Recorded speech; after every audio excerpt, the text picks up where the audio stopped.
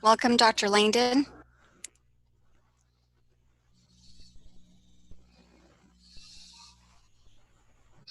Donna, we are live. Yes.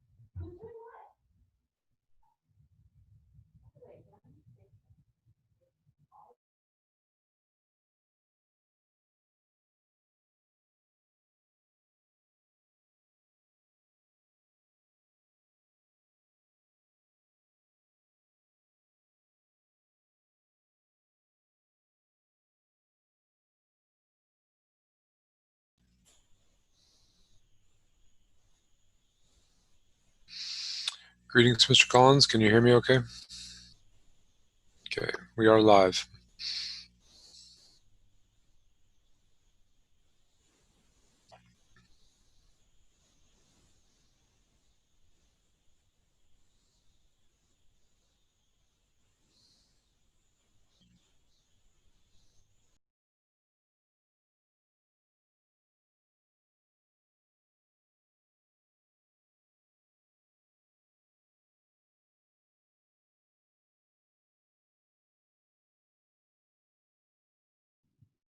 Hi, everyone.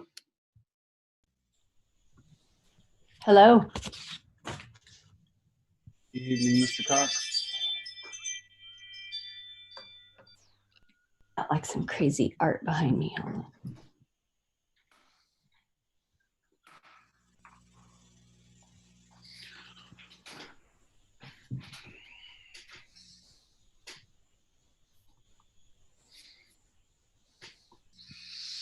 Greetings, Nicole. Can you hear me okay?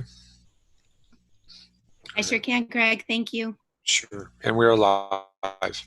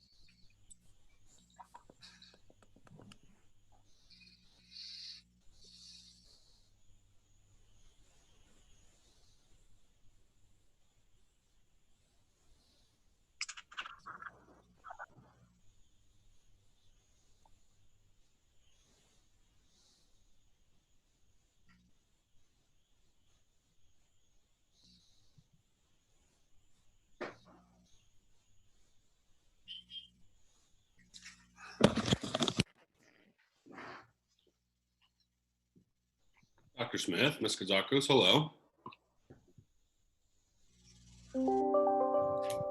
Hi, sorry, I'm trying to move over to my desktop and I'm having a hard time, so I'm gonna switch over when I can get that figured out. Get your IT department on it. Aren't the kids home? Maybe that's my problem. They are all home and they did Zoom baseball lessons today. I think that's what's going on.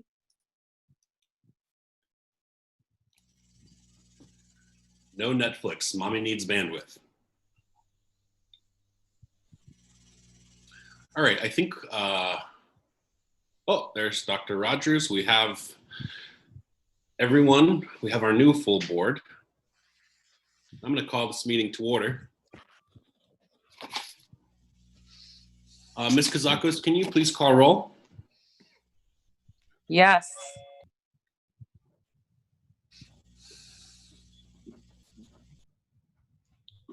Can you hear me? Yeah, there's a little bit, but there's quite a bit of feedback. Okay. There you go. Am I good? Yep. That's better. Thank you. Thank you. Sorry about that. I didn't have my little IT department with me, trying to get everything together, and I think we're good. Emily Langdon, Present. Jane Smith, Good evening, present. Adam Cox, Present. and Jessica Kazakis. I am here. Great, thank you. And we have a quorum. We're going to move ahead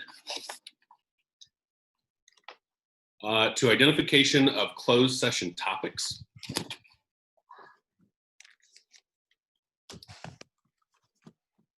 One moment, please. In closed session, the board will discuss public employee appointment, reassignment, discipline, dismissal, release, complaint, conference with legal counsel, conference with labor negotiator, and conference with the real property negotiator. And Ms. Berman, I don't believe we received any public comments for closed session items. Is that correct? You are correct. All right. So with no comments for the closed session items, we're going to adjourn to closed session. So board members and cabinet members, please log off and log into the other room. Thank you very much. And we'll be back at 7.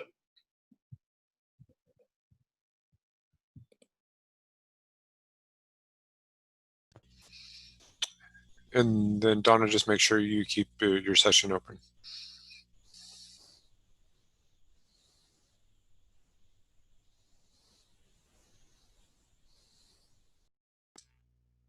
Yes, will do.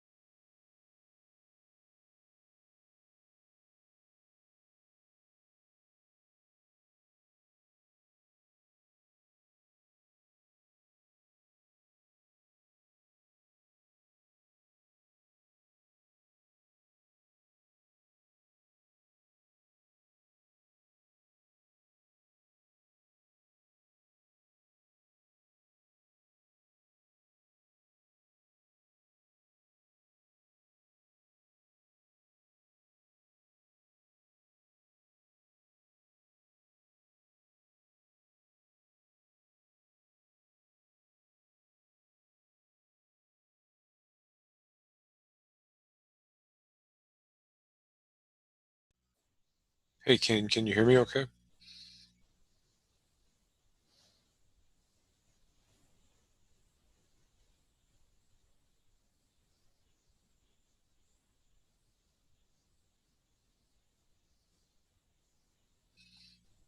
Donna, can you hear me okay?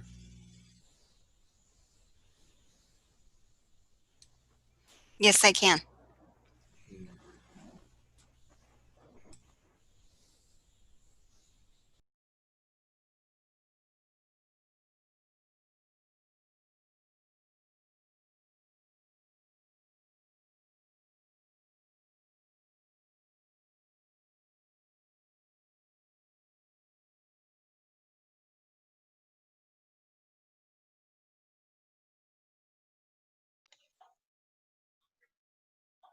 Greg, I could hear you. Good job. Thanks, Ken.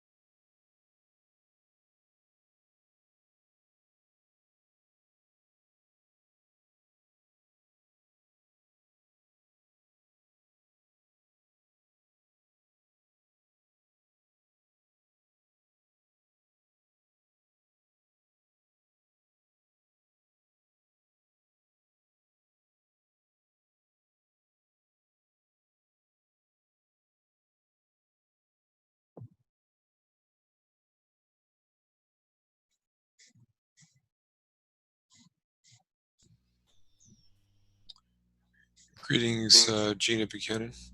Hello, thank you. We are live, but we're waiting for the open session to begin. So Okay, if you can mute your mic for us, that way we don't of pick up any course. background. Thanks. Okay.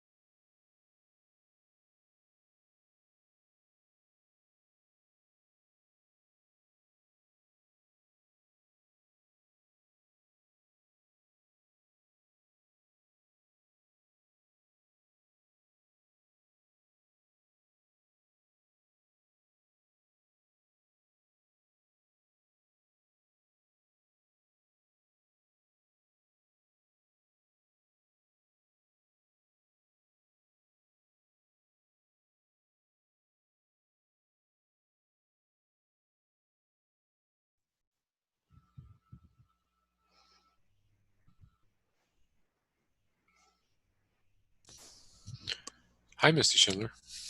Hi, Greg Plant. How are you? I'm well. So we are currently live streaming. So I'll ask you to put your mic on until the meeting resumes at 7. All right, you got it. I just want to make sure you could hear me okay. I can hear you just fine. I just wanted to make sure all my equipment's working too because I'm in the process of moving. So, Exactly. That's a good thing to do. all right, I'll see you in a little bit. Absolutely. See ya.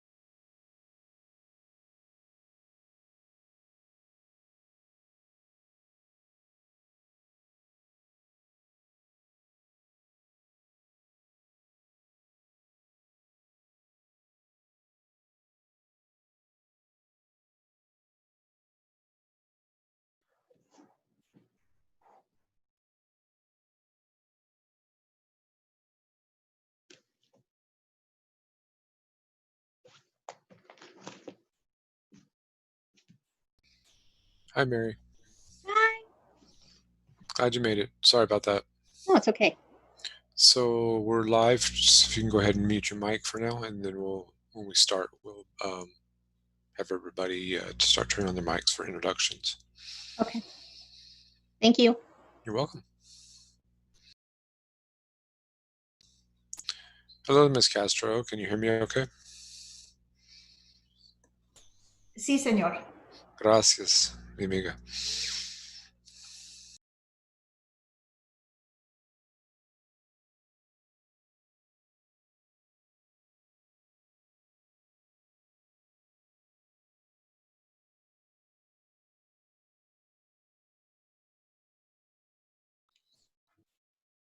Hello, Mary. How are you? Hey, Ken, we are live, and we're waiting for the others to join the meeting. So,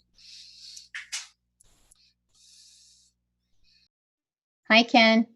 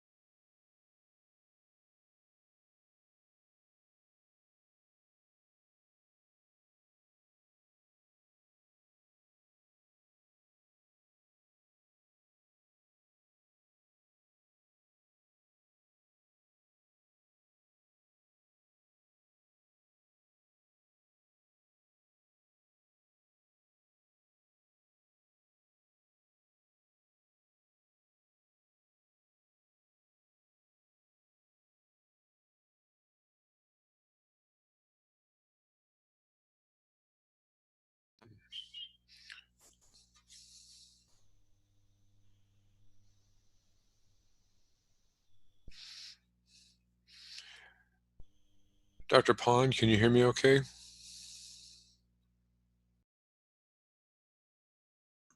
Yes, I can hear you clearly.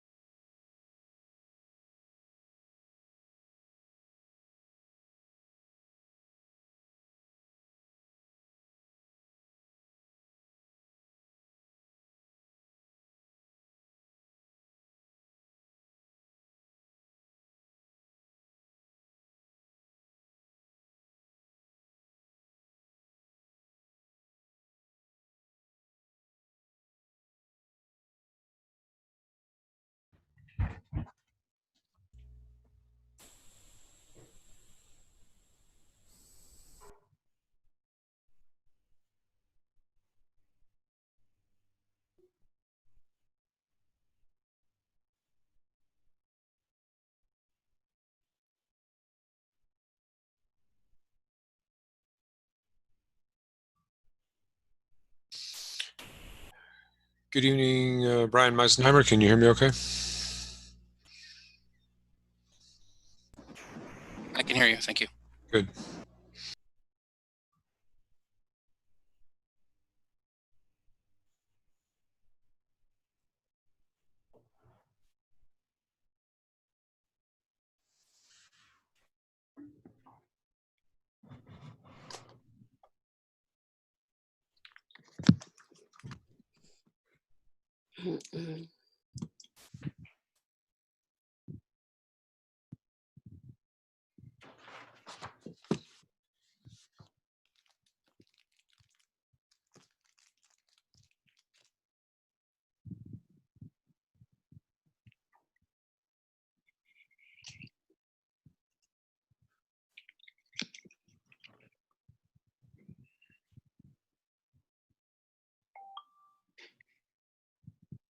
Okay.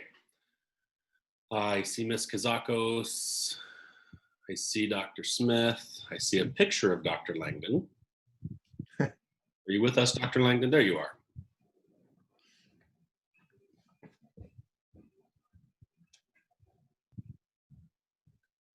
Okay, so I do believe we're all here. I'm going to call the meeting to order. My apologies that we are running a little late.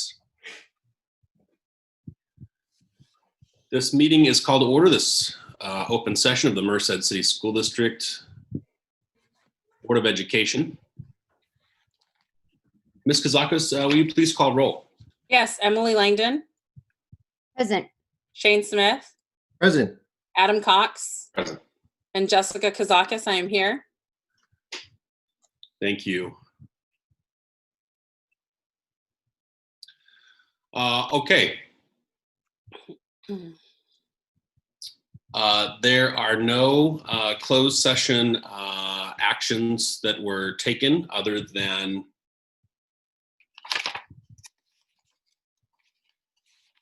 my apologies here, other than some hires. Okay. In closed session, the Board of Education unanimously voted to appoint Mary Williams as the Interim Director of School Nutrition Services. Congratulations, Mary. Everyone, please hold your applause. Also in closed session, the Board of Education unanimously voted to appoint Margot Padilla as the Learning Director at Stephanie Elementary School. Also in closed session, the Board of Education voted to appoint Misty Schindler as the assistant principal at Crookshank. And last but certainly not least, also in closed session, the board voted to unanimously appoint Gina Buchanan as the principal of Rivera Elementary School. And I would like to acknowledge them and welcome them into their positions. And Dr. Rogers, do you have anything to add right now? Just sincere gratitude and congratulations to our successful candidates. It's wonderful to have you as part of this team and in this community. And you can anticipate a wide range of support from students, from staff, from parents, and from your colleagues among the administrative ranks. So well done and congratulations. Okay. Wonderful. And, in light, making sure that everyone knows who you are, I'm just going to give you a brief 10 to 15 seconds each. Introduce yourself, please. And I'm going to start with you, Ms. Padilla. Please let me know how you pronounce your name. Hi. Good evening, everybody. I'm Margot Padilla. That's how I pronounce my name. I'm the new learning director of Joe Stephanie School. I'm very excited. I've been a teacher for 27 years. 26 of those years have been in my own classroom, 6th grade, 2nd grade, 1st grade, and kindergarten. And then this past year, I took on the challenge of becoming a STEAM TSA, where with the support of my TSA team, we supported a wide range of staff with math, science, and art through technology and curriculum. And so that was a wonderful and challenging experience. And now I'm looking forward to serving and to being instrumental in a new level as a Stephanie Stallion and for our district. So I'm excited about working with Mr. Herr, and I'm gaining learning from him, but to support our organization and the perspectives and goals of the Merced City School District. So thank you for your time and your consideration, and I'm ready to get to work. Excellent. Thank you for stepping up. Okay, I'm going to go Ms. Schindler. Would you like to introduce yourself, please, or reintroduce yourself, rather? And you are on mute. Thank you very much, Adam, for reminding me of that. Hello, Merced City School District Board members. My name is Misty Schindler, and I am a former learning director and assistant principal from Merced City School District. And I am currently living in Kauai, and I for the last 3 years have been a 5th grade teacher. And I am very pleased and excited to be coming back to Merced City School District as the new assistant principal at Crookshank Middle School. So go Tigers. And so just so you know, I do have experience with working with the current administrators at Crookshank, so I'm really excited to be working with my team. I have high regards for both Principal Garst and Learning Director Dubois. I look forward to working alongside them to strengthen the current programs that are in place and to build upon and foster community relationships and ensure success for all students. Excellent. Thank you very much for coming back. Thank you. Ms. Buchanan, hello. Looks like you're still on mute there. Yeah, there we go. Hello, I'm Gina Buchanan, and I am honored to serve as the new principal of Rudolph Rivera Elementary School. I bring with me 25 years of experience in education. 18 of those years were as a classroom teacher, 2 as a middle school assistant principal, and 5 as an elementary school principal. I'm looking forward to joining this team of exceptional leaders and utilizing my experience and expertise to support Rivera's dedicated staff, ensuring the continued academic success of every child. And thank you, everyone, for bringing me aboard. Thank you very much for joining us. And I understand you're joining us from another Merced County School District, so you're certainly very familiar. Very good. Yes. Thank you. You're welcome. All right, and Miss Williams, hello. Hello, good evening, everyone. Good evening, board members. I am Mary Williams. I am the new interim director for nutrition services. I have been in the department and as a supervisor for the past 7 years. I am excited and proud to continue working with our exceptional staff and who have always been heroes as we support and serve our students in any capacity that we can. So thank you for this opportunity and a continued honor to work with everyone. Thank you, and thank you for stepping up. Thank you. All right, I don't know if the four of you were given prior direction, but certainly if you don't need to be in the meeting, don't feel bad if you log out of Zoom. I totally understand, but thank you all. Welcome to your new positions. I think we're looking really forward to having you. Okay, we are going to move now, and that was all for closed session. So we are going to move now. As soon as I pull up my agenda here, we're going to go into the Pledge of Allegiance, and I'm going to ask Ms. Kazakos to please lead us and Mr. Blount to put that flag up. Yes, if everybody would please stand. Ready, salute. I pledge allegiance to the flag of the United States of America and to the republic for which it stands, one nation, under God. excuse me, one nation under God. I'm sorry, I have a tickle in my throat.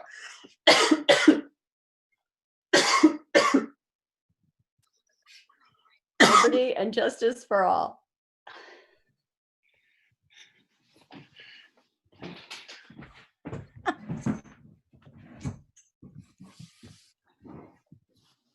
Are you okay, Ms. Kazakos? I apologize. Thank you. Thank you, Dr. Langdon, for finishing us off. Okay. We are going to move on with the agenda. Now, there's a statement that I would like to read to everybody on behalf of the board and the district. I think we all understand that this is a very interesting times that we live in, to say the least. Things are moving at light speed. And there's, people are very passionate about their jobs, very passionate about their children and their schools. And as Dr. Langdon likes to say, in the absence of information, people create their own truth. And so we wanted to share some things to clear up some things, some misconceptions that may be out there. And I invite you to follow up and email us if you have further questions. That is why we're here, to serve you. Members of the community upset with the district's decision to transfer and reassign most of the district's teacher librarians and teachers on special assignment have alleged that the board violated the Brown Act when it discussed this issue in closed session at its May 26th board meeting. We've consulted with legal counsel, and we've confirmed that no Brown Act violation occurred. The district may lawfully discuss personnel issues in closed session, and the district did so using the correct agenda language. Also, the district had no duty to make a report out of closed session since no decision was made to dismiss, accept the resignation, or otherwise affect the employment status of the teacher librarians or teachers on special assignment. And I want to go back over that sentence as I stumbled over it. My apologies. The district had no duty to make a report out of closed session since no decision was made to dismiss, accept the resignation, or otherwise affect the employment status of the teacher librarians or teachers on special assignment. No staff lost their job, which I'm very proud of so far. No staff had their salaries or benefits impacted. The transfer and reassignment decision retained all staff, but simply changed their duties consistent with each employee's credentials.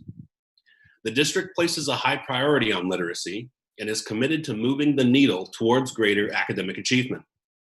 However, district commitments must be balanced against the district's need to ensure its financial integrity over time. The current state budget is highly uncertain, as is potential funding from the federal government.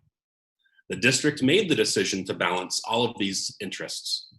Effective classroom teachers not only create environments that ensure students feel excited about school and learning, but they also have the greatest impact on increasing student outcomes.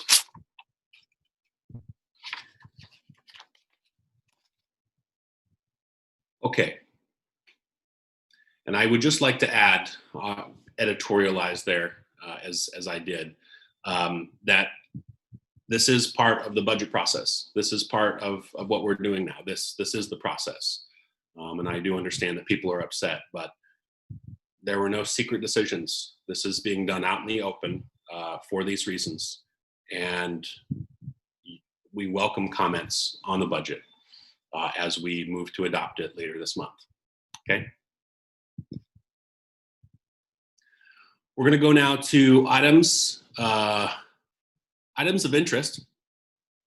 Board members and the superintendent may report on activities such as school visits, meetings, and conferences. Dr. Smith. Thank you, President Cox. So as everybody can imagine, during this pandemic time, not as many school visits I would like, but I did take a vacation day last Wednesday, June 3rd. I started my day congratulating our 8th grade graduates from Crookshank Middle School. As somebody said earlier, go Tigers. I was joined by Mr. Doug Collins, Mr. Kevin Smith, Mr. Doug Williams, as well as a number of teachers and staff. And we helped congratulate the Crookshank 8th grade graduating class in a very unique way, at least new to me, with students driving by with their families and grandparents. And I don't think there was a lot of social distancing inside those cars. I hope that was the quarantine team in there, but it was a wonderful experience. If it hadn't been 110 degrees, I think it would have been an almost perfect day. So I was glad to spend the first part of last Wednesday with Dora Crane, Jared Garst, and Kurt Dubois congratulating our Crookshank graduates. Second part of my day, along with our former colleague Miguel Lopez, I represented the district at the East Merced County Public Facilities Financing Authority, which, for lack of a better term, is sort of our Melrose district in the Moraga area of Northeast Merced. We approved the budget for the coming year.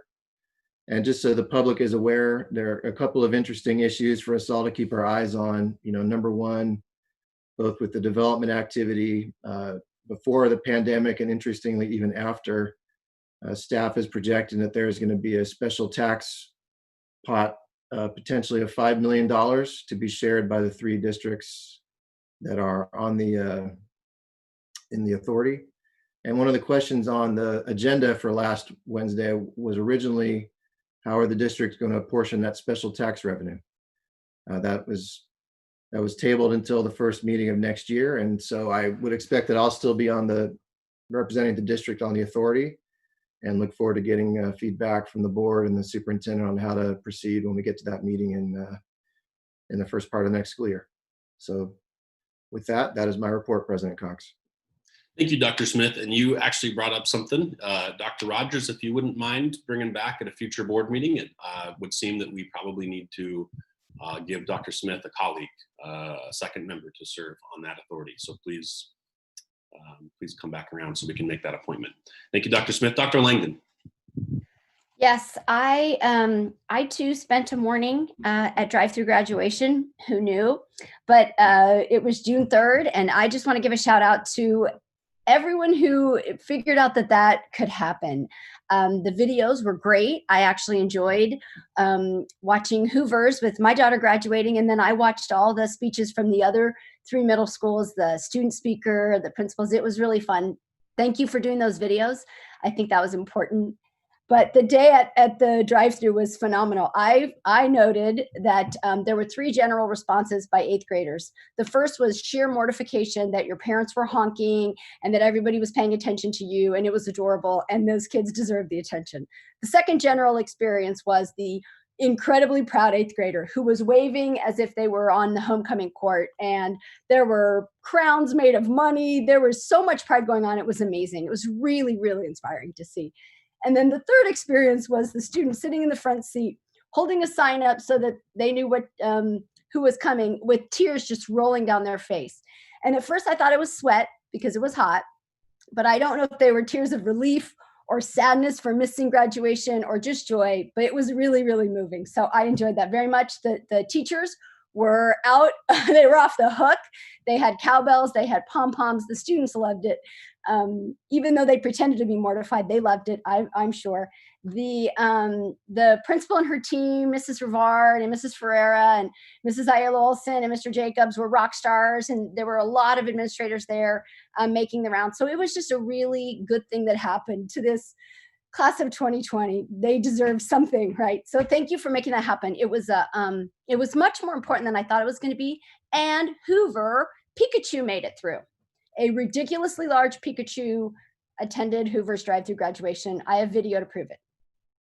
The other thing I want to say, switching gears a little bit, is tonight there is actually, we're supposed to identify places that, places we've been or meetings that we've attended. And I was unable to attend a meeting tonight because I'm here, but the NAACP is hosting tonight simultaneously a meeting with the city to talk about how to engage community members and leaders in Black Lives Matter and important decisions about how to address racism in our country. And as a board, we'll talk about that later, but I just wanted to say that I think that meeting was important. I'm glad that it is happening in our community in these hopefully really constructive ways. So I wish I could be at 2 places at once. I wanted to attend that. But I'm here because I think the work that we do is very, very important to our community. So again, I just wanted to say that there's a lot going on right now, even though we're home, and hopefully Zoom will allow people to have access to things that we didn't have access to. So maybe there's the silver lining. Thank you, Mr. Cox.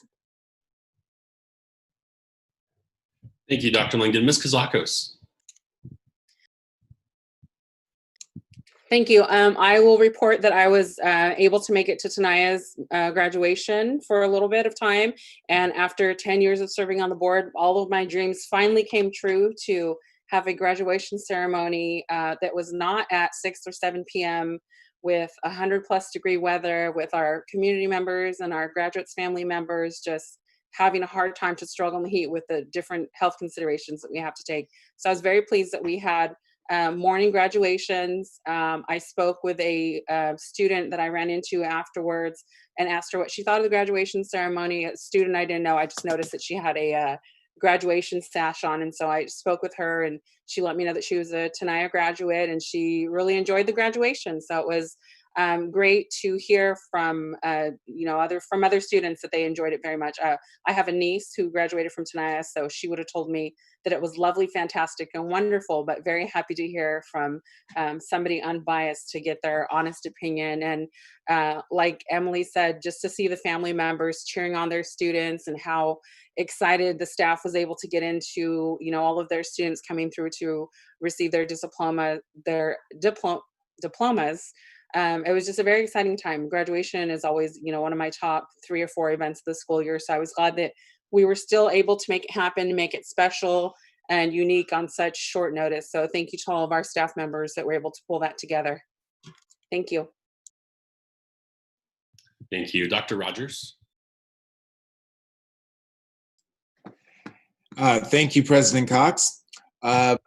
First off, with graduation on June 3rd, as you know, more than 1,200 8th graders took part in a very spirited drive-through diploma pickup at all 4 of our middle schools.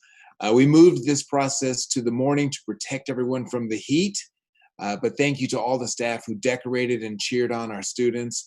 You turned this event into a convenient but also memorable experience, and I really appreciate the way you accommodated the students' needs. Later that night, our virtual graduation showcased each student and their accomplishments online. Our graduation was a team effort, and I want to congratulate everyone who made it such a huge success. Distance learning was also a huge success.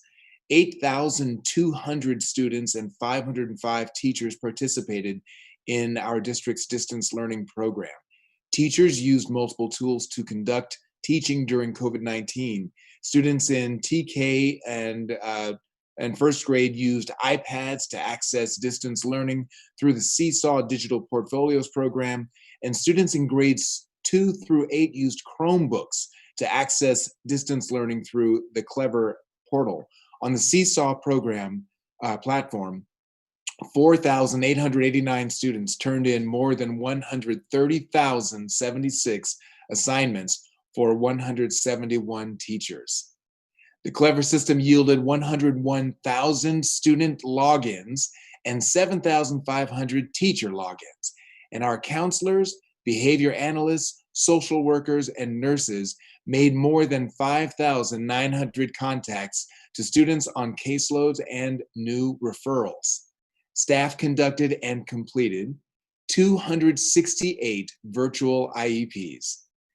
Also, MCSD deployed more than 6,000 devices to give students access to distance learning. I really want to thank all of our certificated and classified staff who demonstrated above and beyond commitment to our students. And I appreciate the hard work that all of you do year round, but this really was over the top. Our summer distance learning program is promising to be a great opportunity. It will provide a bridge for our students to help ensure they are prepared to begin school in the fall. Summer learning will be daily for a half day, Monday through Friday, July 6th through July 31st. Students will have the option of attending either a morning session or an afternoon session. All students in grades TK through 7 are welcome to participate, and they will be expected to actively participate with their teacher each and every day. We have extended registration for summer school to accommodate all students who wish to take advantage of this enriching experience. We need to recognize all of our classified staff and school administrators who successfully served more than 669,000 meals during the school closure that lasted nearly 3 months. I gotta say that number again, 669,000 meals, folks, amazing. Team, your work makes a difference in the lives of our students and their families. We are all, as a community, so proud of you and so grateful to you. And lastly, I wanna say that our summer schools meals program will kick off June 15th and run through July 31st.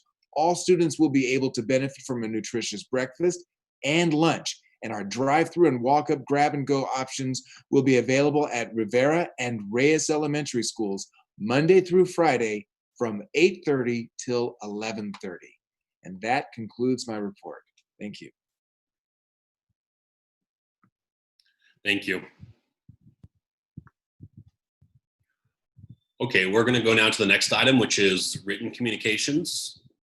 Dr. Rogers. Thank you. Well, I have one item. It's from our former trustee, Mr. Lopez, dated June 5th.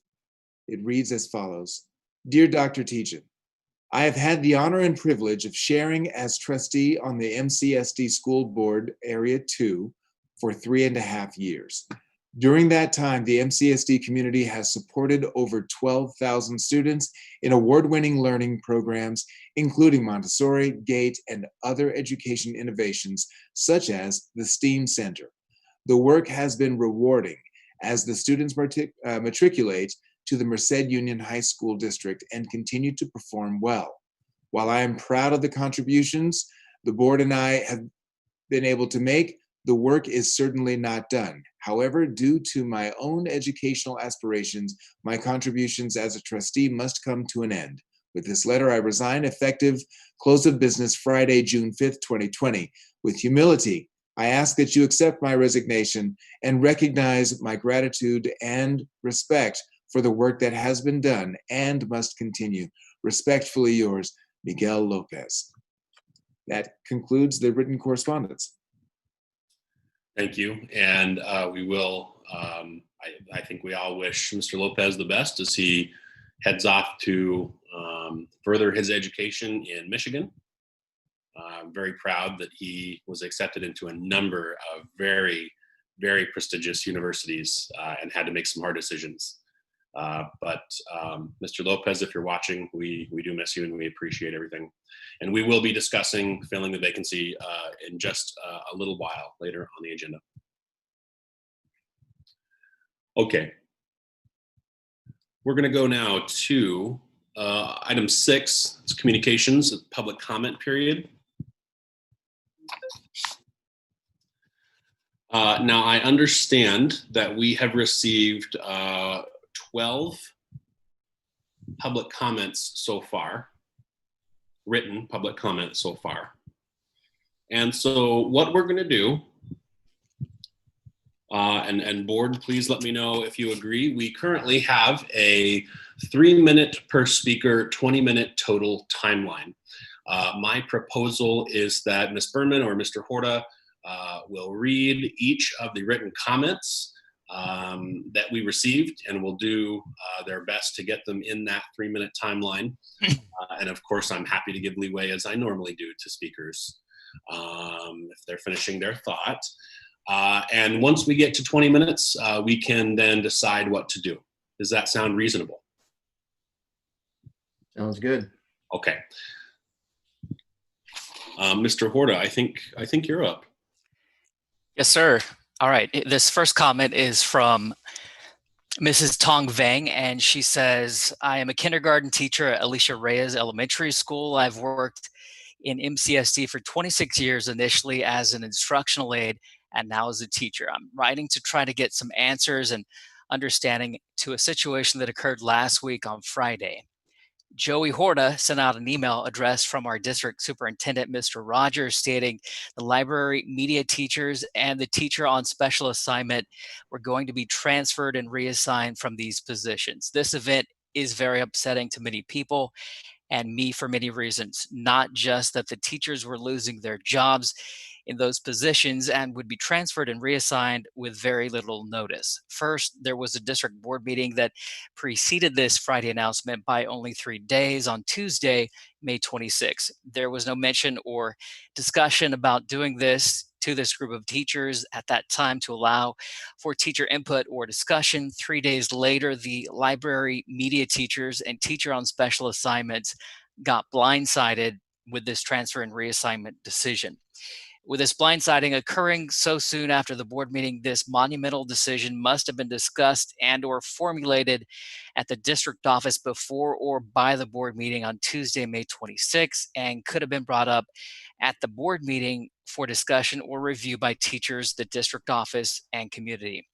Secondly, those teachers who have received notice to be transferred and reassigned have some of the highest seniority in the district. Some of them have had to get additional education beyond their teaching credential to hold their jobs. It is just so disrespectful to treat some of our most senior, more educated employees with such a lack of respect and disregard, because this decision was made so suddenly and late that these teachers did not have a chance to apply for the jobs that had opened earlier in the months before this occurred. The decision is very upsetting, rather, to not just the teachers who it affected, but to many teachers in the district, like myself, because we expect our district to try to take care of us, to look out for us, and to look after us in good times and times of uncertainty, like this time currently is. This decision creates distrust in our teacher-district relationship because there was not transparency in such important decision, and it surely hurts the morale of teachers who are already teaching through trying times in our nation's history. I've worked in the district since I graduated Merced High School in '93. I was first hired as an instructional aide, went to college while I worked as an aide, and became a teacher after graduating from CSU Stanislaus. I've worked for and with the district since '93. I have a profound loyalty and respect for our district, our schools, and our community, as I have had such a long time relationship with our district, schools, and community. But now, with a sudden and blindsiding decision occurring, I'm very hurt by the people in the organization who I trust to look after my fellow teachers, employees, our students, my community, and me. Please help me understand. That is time, please. Thank you. Okay. Our next comment is from Michelle Taylor. And Michelle says, I have been teaching 4th grade in the district for 16 years and currently teach at Peterson Elementary. When word had been passed around that our TSAs and TLs were going to be put back into the classroom, my heart was filled with sadness. The TSAs and TLs are amazing at their jobs. The TSAs provide support for our students and teachers in ways that are not seen by the district. They are there for the login support for students, the online learning support, with a special focus on online instruction, STEAM Center pre and post lessons, in addition to the STEAM Center visit for all grade levels. They work with teachers. Many of them were able to connect with all grade level teachers on coordinating the science fair. TSAs are there to support and teach all adopted curriculum and any and all supplemental materials. Furthermore, they spend time on project-based learning support with math and science performance tasks, which have been a high priority of our district. They also have been a part of the implementation of new technology like Parent Square. TSAs wear many hats, many different hats, and are valued by teachers and students. Teachers need them for support. Teachers have a very full plate, and taking away teachers on special assignments was a bad idea. The teacher librarians are knowledgeable in their literacy more than most teachers. They provide support for teachers and students and create a connection with students to keep them returning for more books. Many students learn to love reading because of them. They also provide information on lessons that would enhance student learning, present lessons in the classroom, and prepare digital citizenship lessons. In an age where students are online more and more, TLs are necessary to provide support to help raise our students' awareness of this World Wide Web and the dangers out there. And then in junior high, the TLs are added support for research, which is a main focus for years to come. The board has had such a focus on academic and recreational reading, and by cutting this position, it looks as if they think the teachers can provide all the support. Teachers are overwhelmed with the demands, and we continue to do it because we love the children, but we need support. Teachers are overburdened with new technology, distance learning, and trying to close the achievement gap with an ever-widening gap due to unforeseen recent events. TSAs and TLs have been a critical part in this distance learning path over the past 3 months, and the time and effort these individuals have put in must not be seen as respected by our superintendent and school board. How many hours of their contracted time were spent finding ways to help teach and students? How many Zoom meetings and phone calls and videos are made to help all levels of teachers? You were not there. You were not in the teacher's seat. You were not losing sleep. How can you be okay with the decision you made when so much love has gone into their jobs for the students? Had this information for both TSAs and TLs been made prior to our district's mass job postings, things would also be different. Please reconsider allowing these positions back into our schools, especially as we're unsure what the next school year will look like. If distance learning is at all involved, all teachers will continue to need support. Fine, thank you. And our next comment is from David Bastian.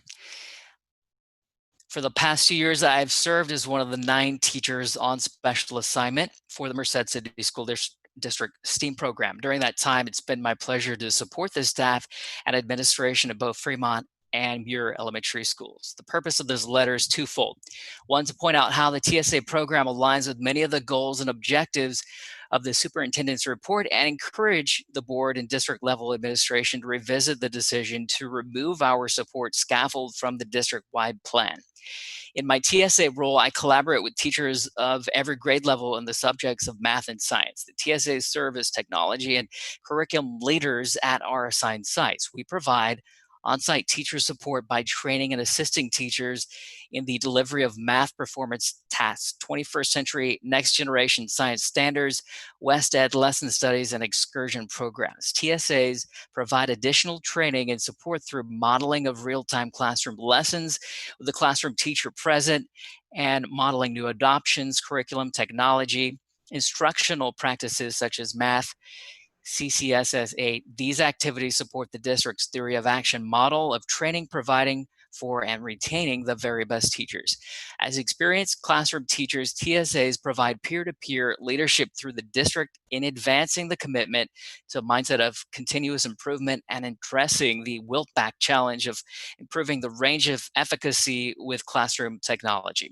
The district's continued utilization of the TSA's technology and curriculum expertise is an investment in professional development, which helps ensure effective teaching both in the classroom and via utilization of instructional technology.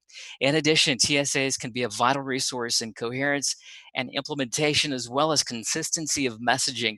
As qualified teachers already employed by MCSD, TSAs are a cost-effective way of improving educator knowledge, skills, and mindsets.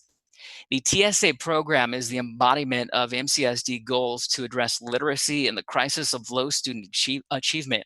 Our continued presence as teachers on special assignment invests in a group of teacher leaders and the MCSD staff we support through enhancing the performance-based culture of MCSD. Also, TSCs continually interact with the district strategic curricular and behavioral training, in turn acting as on-site intermediaries. The role of intermediary is integral to meeting specified performance targets and identifying success criteria for the improving student achievement and reducing suspension levels. As the superintendent's report points out, educators are tremendously challenged to keep up with the demands of 21st century education. The TSAs have been addressing those challenges by providing teachers with technology, training and support, exploration of innovative curriculum and curriculum delivery, and the development of learning communities with the classroom teachers. I encourage please, Mr. Horta. Thank you. Our next comment is from Tong Vang. And Tong Vang says, in light of the extreme budgeting events that have occurred in our district recently and others that may still have to occur in case the California state government poses extreme budget cuts to our school district's budget, please consider the following action that may or could happen to help our district meet a budget shortfall if the dreaded budget cuts happen. 1, please consider rescinding the 3 newly created and funded positions at the district office level of Chief of Staff, Executive Officer, Chief Strategy Officer. The district has not needed these positions before, and we have done fine without these positions. With the heavy budget cut looming, these expensive positions have been poorly calculated into our district's budget in light of things and should be eliminated. The district has been putting extra money away into the reserve budget for a rainy day. That rainy day is now. Some of that reserve money can be put to use to keep the library media teachers, teachers on special assignment, and any behavioral class teachers in their 2019-20 positions for the 2020 to 2021 school year. If drastic state budget cuts come through, then give these teachers the chance to apply for positions at the end of the school year like everyone else. Thank you for your time and consideration. The next comment is from Gina Chambers, who says she is a teacher in the district and, quote, I would like to know how the district plans to move forward to support our minority students, specifically our Black students. What are we as a district going to do to ensure that our staff better reflects our student population? We need a more diverse staff at each site. Are you going to provide racial equality and justice training for the staff? Other districts have implemented this years ago. I've been in the district for 5 years and have had little to no training PD on the topic. As a district, we say we care about the whole child, but the staff is not educated on how to do so when it comes to racial inequality. When are we going to address suspension rates for our Black students? When are we going to talk about how much culture affects how students act, participate in a classroom? As a district, we need to revisit the topic of the school to prison pipeline and evaluate how we're going to combat that issue head on. Is there anything in the works for this? More counselors, social workers, or training on cultural and ethic differences and how we as teachers need to rethink how we present a lesson to provide equity in the classroom? How are we going to better support our Black community here in the education system? Next comment is from Diana DeWall, esteemed TSA for Peterson and Burbank. quote, I am a STEAM TSA for Peterson and Burbank elementary schools. The issue I will be addressing is the recent elimination of 21 teacher support staff positions, namely the STEAM teachers on special assignment and the teacher librarians, which I will subsequently refer to as TSAs and TLs. Board members, I recognize that as volunteers, you donate countless hours in service to our community, and I would like to thank you for your selfless commitment to the Merced City School District. In recognition of current events, I would like to give a gentle reminder that we are all struggling to navigate these difficult times, and therefore should assume the best intentions of all parties involved and remember to give each other grace. My time as a TSA has easily been the most rewarding period of my teaching career. All day long, I was able to give gifts, the gifts of increasing teacher efficacy. I was helping to make the teachers' work easier and more effective at the same time. Not only that, but I fully understood the impact this made on the class full of students each teacher served. Teachers carried an extraordinary, heavy workload with planning, teaching, assessing, reporting yard duties, committees, meetings, and so much more. Every teacher I ever met with was grappling with limits of their most precious resource, time. They just never had anywhere near enough time. That's where our current TSA TL model excelled. We were able to meet teachers in their classrooms on the fly as needed and to meet their needs according to their timeframes. This model is responsive to their deficit in time. How do TSAs build teacher efficacy? Our range is broad, so I'll generalize for the sake of time. We make sure every teacher and every student connects effectively and efficiently to all adopted and supplemental digital materials. Access is critical in optimizing instructional time, and there are many technological glitches that can stymie forward progress. We educate on navigating digital components as well as optimization of all aspects of each program, including how to differentiate for all students. We present best practices for instructional strategies such as conceptual, performance, or project-based and growth mindset. We bring hands-on activities such as science labs and math manipulatives to provide teachers with newest best practices. We provide cutting-edge information and respond to teacher needs and inquiries as they arise. These services include, but are not limited to, English language arts, math, science, technology, engineering, and the arts. TSAs provide support in an alignment with and plays a critical role in the district's focus on the success of every student through high-quality teaching and learning in every classroom every day for every child. Inherent in the TSA support model is private, non-evaluative, non-threatening peer support for teachers. This is by design in the comfort of meeting teachers where they are and providing a risk-free environment to build capacity. I have 49 teachers at my 2 sites. Teachers of greatest need find technology challenging and are the last to ask for help because, among other reasons, they find technology intimidating. That would be time, Mr. Horta. Thank you. Thank you. I was about to lose my voice. I'm going to take a sip here if you don't mind. And our next comment is from Amy Brown. I am both a teacher in MCSD and a parent of children who have gone and are currently going through MCSD. I'm writing to ask you to reconsider keeping the TL and TSA positions in our district. During this unprecedented time of distance learning, these particular staff members were the ones supporting us with both tech issues and curriculum suggestions. They were ones leading the Zoom classes for teachers, and those were extremely helpful for us as we tried our best to meet the needs of our students and families virtually. As we know, it is looking more likely we will have to again teach through distance learning this fall. This time we won't have support, we won't have guidance, we won't have anyone to turn to for assistance.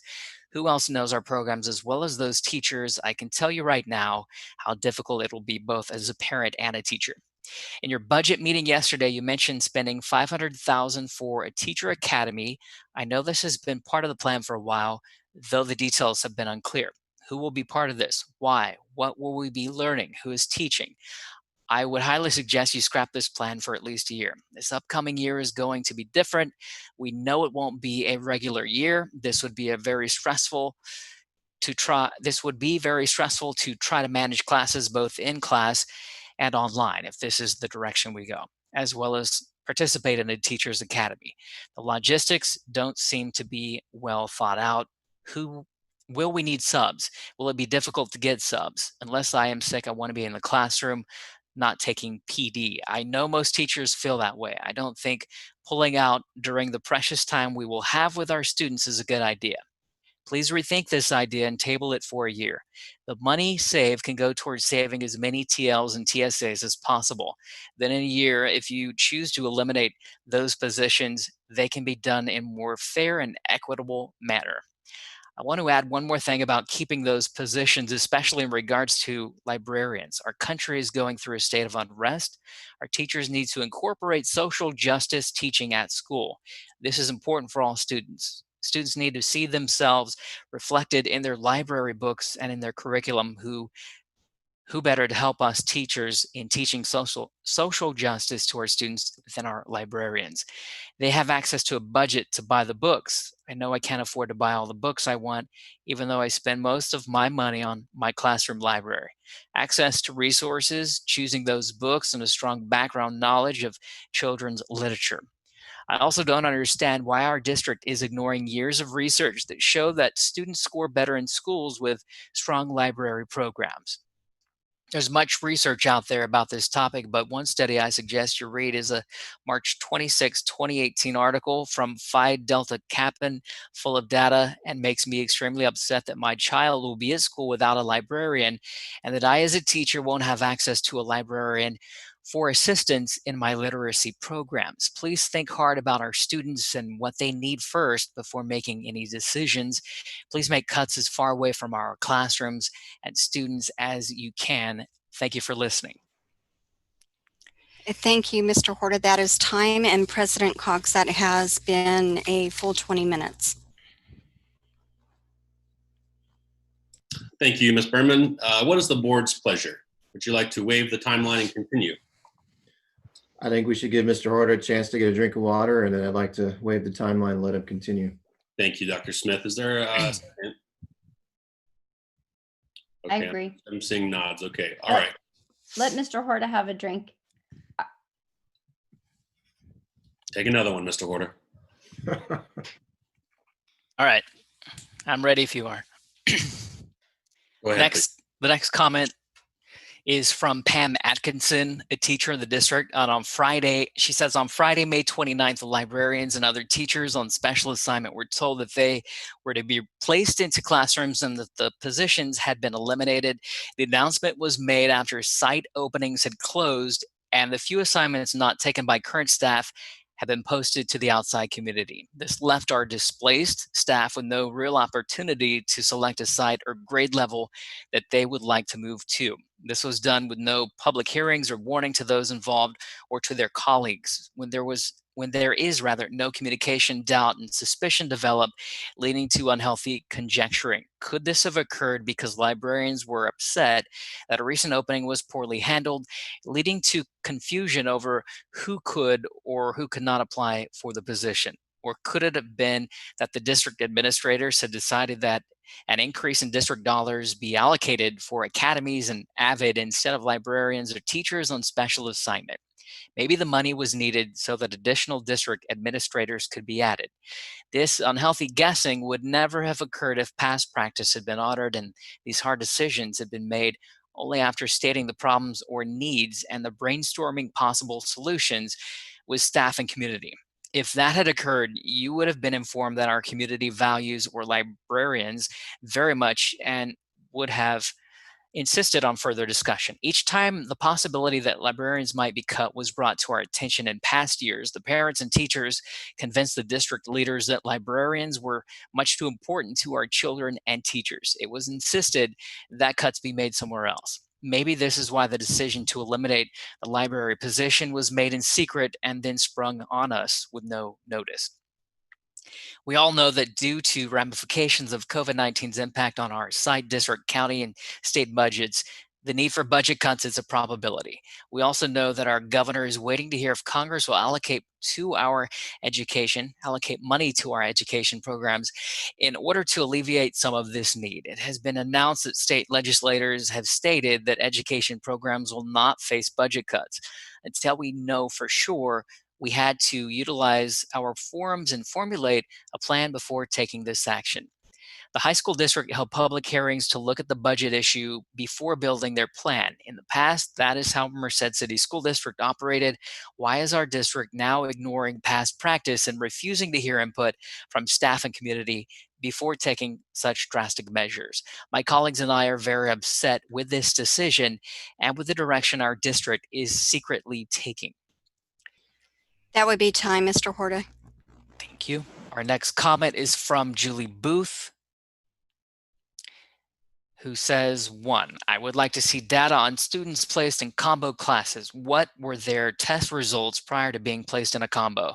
And what were the testing results after being part of a combo class? How are students being chosen to be placed in a combo class? Why are some sites, seemingly south side of Merced, more likely to have multiple combo classes? That being said, are students in combo classes getting the same quality education as students in a regular class? At our site, we have had multiple combo classes for several years, while some campuses do not have any. No doubt that schools with combo classes have higher test scores. I do not believe combo classes are in the best interest of students and an equity issue. How can our district justify getting rid of teacher librarians? We need our TLs and the support they provide for both teachers and, more importantly, students. The cuts need to be away from the people we service, our students. And 3, does the district plan on having a meeting with parents and admin, the same format used for LCAP meetings, to go over what the beginning of next year may look like? Since the parents are important stakeholders, they should be allowed to voice concerns or offer suggestions. The next comment is from Sienna Haslauer. And Sienna says, it has been said that when you know better, you do better. My hope tonight is that the Board of Education and those involved in eliminating the position of teacher librarians from Merced City School District now know better. In every board meeting for the last 2 years, I have heard the board speak of reading and literacy and the desire to move the needle. I have also heard much talk of equity and teachers and students needing support. Given these factors, and now that you know teacher librarians provide all of that, you have a commitment to every student in MCSD and every teacher to fully support returning teacher librarians back to their positions. We're advocacy leaders. We can move the needle. We provide the support teachers and students need. Our libraries provide safe havens where all students are welcome and equal. We are teacher librarians. Now that you know better, please do better. And the next comment is from Teresa Michelle Delgado, who says, March 18th, 2020, our schools closed. A heightened sense of vulnerability and uncertainty was felt throughout Merced City Schools. The looming questions from the teachers' lounge to the hallways to the parking lot was, when are we coming back? The 2019 to 20 school year was like no other. The teachers of Merced City Schools, along with their teacher librarians and TSAs, hit the ground running. Was it perfect? Did we grow as the days went by? Emails were sent to the district office asking simple questions, and unfortunately, no direction was given. What happened to that promised word transparency? Thank goodness site admin took the lead to do what was necessary to finish up the year. May 26th seemed like a typical Zoom school board meeting. Not much on the agenda, meeting over the board retreats to closed session. May 28th, a mandatory Zoom meeting is posted. May 29th, 23 employees are blindsided by the people we elected, blindsided by those who wanted literacy and both academic and recreational readers, move that needle. 9 teacher librarian positions were eliminated by our new superintendent with support from the board. Here is where my confusion lies. The superintendent has always answered to the board, yet it now seems as if the board answers to Dr. Rogers. We elected the board in good faith that they would provide an equitable education for all of our 11,000 students, and in one closed session, it was gone. As we see the anguish that is taking place in our world and in our communities, it is the responsibility of all members to do what is best for all kids. A plan of divisiveness was put into place. As we all know, not every child within our district has the same opportunities as their classmates. The teacher librarians and library created a space where every child is equal. Every child is seen as a success story, and it is within the walls of a library that students begin to believe in themselves. How are our growing readers going to value reading when the people they relied on the most to help them find them that perfect book are no longer present? Actions speak louder than words, and every child within our district will no longer see the value of reading. Where is that needle going now? The money is there from the state. No one will lose their job. The individuals that the teachers relied on during distance learning and everyday school life will no longer be there. The library is the heartbeat of each campus and the safe space for kids that need to feel safe. All of that has been taken away under a cloud of secrecy, and as it appears a violation of the Brown Act, as the board was not dealing with one person, but rather a group of people, and failed to report out. Parents and that will be time, Mr. Horder. all right. And that is actually the final comment.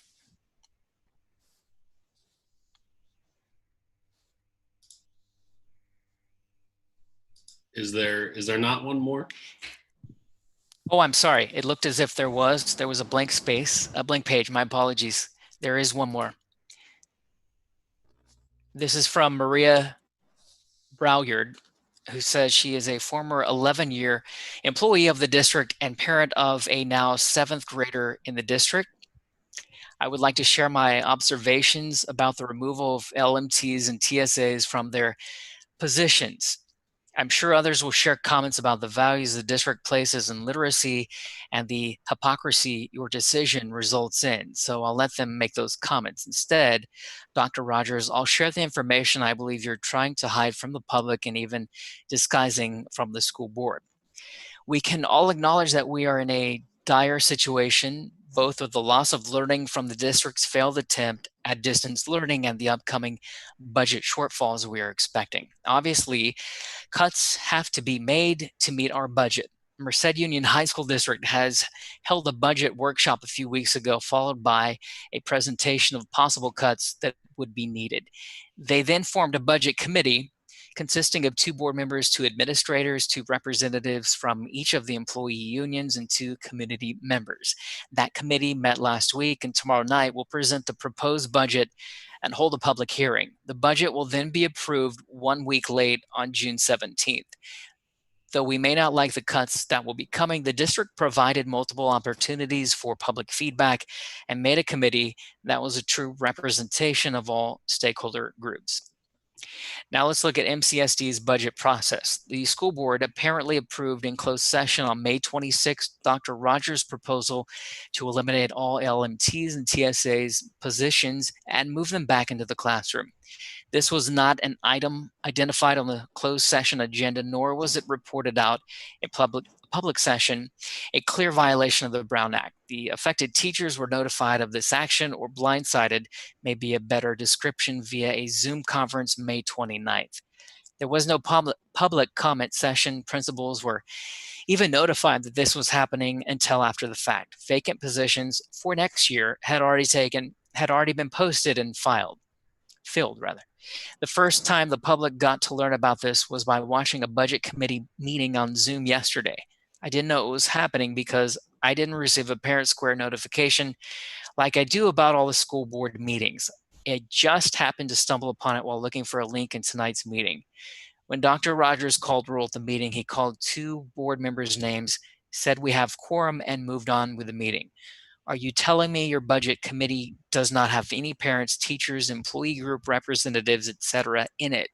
Just 2 board members and the superintendent. The budget is the most important thing in a school district.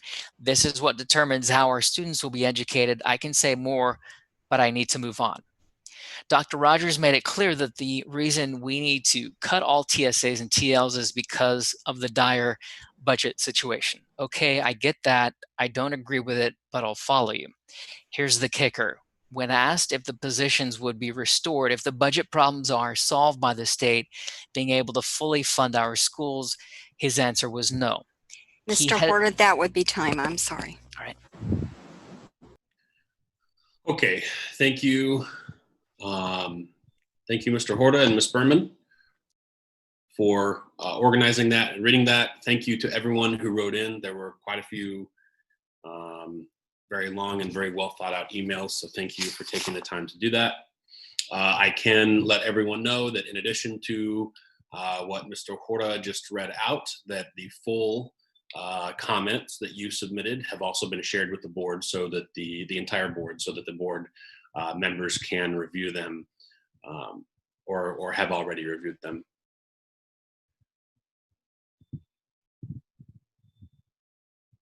Okay, we are going to go now.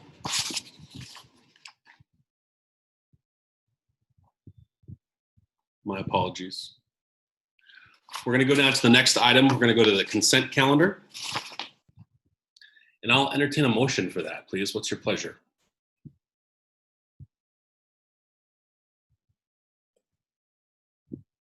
I'll move to approve the consent calendar. Second. Thank you, Dr. Smith and Dr. Langdon. There's a motion and a second. I'm going to call the question. Dr. Smith. Aye. Dr. Langdon. Aye. Ms. Kazakis. Aye. I am aye as well. That motion is carried. We're going to go now to Board Action Superintendent, item 8A, board member vacancy. And Dr. Rogers. Thank you, President Cox. The district has received a letter of resignation from our school board member, Miguel Lopez, dated June 5th, 2020. And the required procedures for ordering an election or making a provisional appointment are specified in California Ed Code. Specifically, the district governing board has 60 days from the occurrence of the vacancy or filing of deferred resignation to either appoint a provisional member or call for a special election. It is recommended that the Board of Education choose to order an election or make a provisional appointment to fill the vacant seat of the Merced City School District's Board of Education. Thank you. Okay, fellow board members. So I think there's a couple of things that we need to discuss. First off, which branch do we want to go down, special election or an appointment? And then deciding on that, probably some follow-up details. So I'm looking for anyone who would either like to make a motion or who would just like to speak on this item. I think that it would be very important for us to give the residents of the Beechwood Franklin area the opportunity to have a candidate come forward for the residents of that area to be able to vote on in a special election. So special election. Okay. I'll jump in. And I think Ms. Kazakos, I understand what she's saying. I think she meant Franklin, Beechwood, Northwest Merced, and a little bit into the birds, but her sentiment's taken. It's kind of strange that I'm the one here talking about, whether she hold a special election or an appointment to fill the seat. My view is that the people who live in trustee area 2 deserve to have representation on the board. There's a lot of issues right in front of us, and school opening, budget, etc. So I think the board would be wise to take this under, make this decision and not leave it to the county office. I'd like to get some more information. I think a special election seems a lot more democratic and serving the people who live in trust area 2 than an appointment. But at the same time, right, we just heard about budget choices and other things regarding money. So if we call a special election, somebody please correct me, but my understanding is that because we would not be taking on a currently scheduled election date, that the district would have to front the entire cost. Is that right?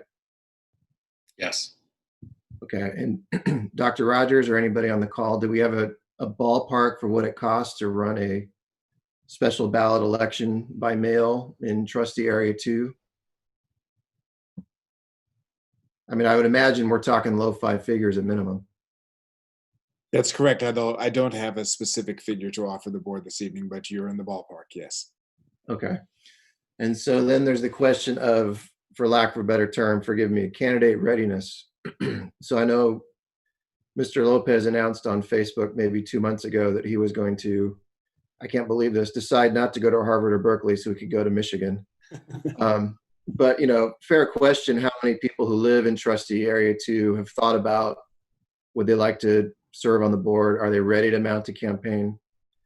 You know, I don't know what people's thoughts are. My view is that the appointment maybe kind of gives somebody a little bit of legitimacy, but I don't know that the board would really be choosing the representative from area 2. I don't think that a few months on the board is, as an appointment, is that big of a quiver in somebody's arrow. So long way of free associating that I think it would be really weird for me to be a part of a process to choose somebody to fill in for Mr. Lopez. But I think that that's probably, unfortunately, the prudent option, given the budget situation, given the fact that we don't want to be asking people to have to hurry up and mobilize. That might give an advantage to people who have cash on hand or are ready to run, so to speak, at the drop of a hat. So I guess I'm coming down on we should grit our teeth and think about an appointments process.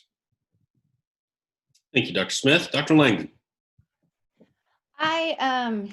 Goodness, I think it's important to have the person in place. So I'm thinking about just how I don't know which of these, you know, I hear what Dr. Smith is saying about, you know, someone might not be ready, or somebody, I'm not sure, launch a campaign, but I guess I'm thinking about how quickly can we do diligence to educate the area, right, to community to know that this option is presented.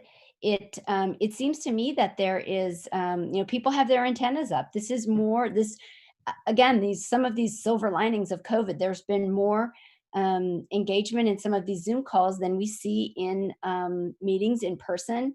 And you know, I don't know. I guess I'm encouraged that we would get a viable, robust pool of people who are interested. I don't want to have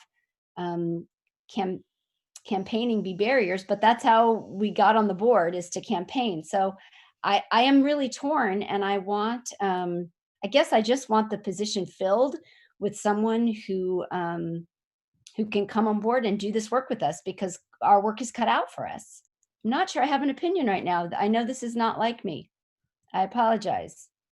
Okay. Dr. Rogers, I'm sorry, maybe you, President Cox, is there somebody on the call who can explain the process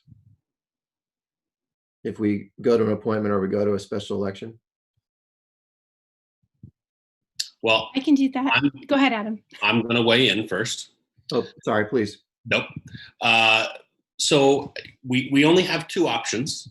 We are restricted to 2 options. We either appoint someone or we call a special election. I guess our third option is we do nothing, in which case Dr. Teachin at MCOE is required to call a special election and then send us the bill.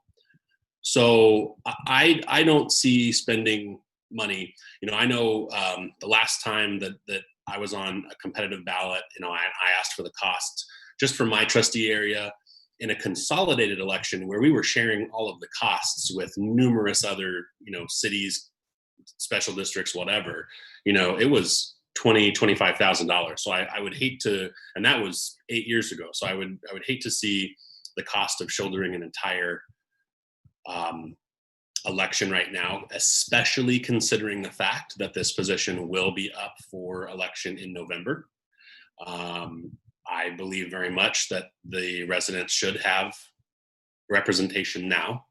I agree with Dr. Smith. I don't see it as picking favorites necessarily. I don't think giving someone a, you know, 6 months heads up really gives them that much of a leg up when they want to run.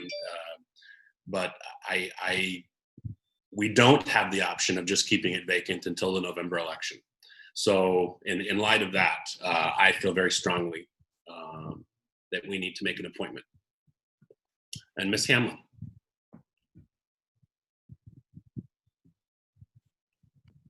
So, Adam, do you have I'd prefer that you share the appointment process versus, do you have that in front of you? I do.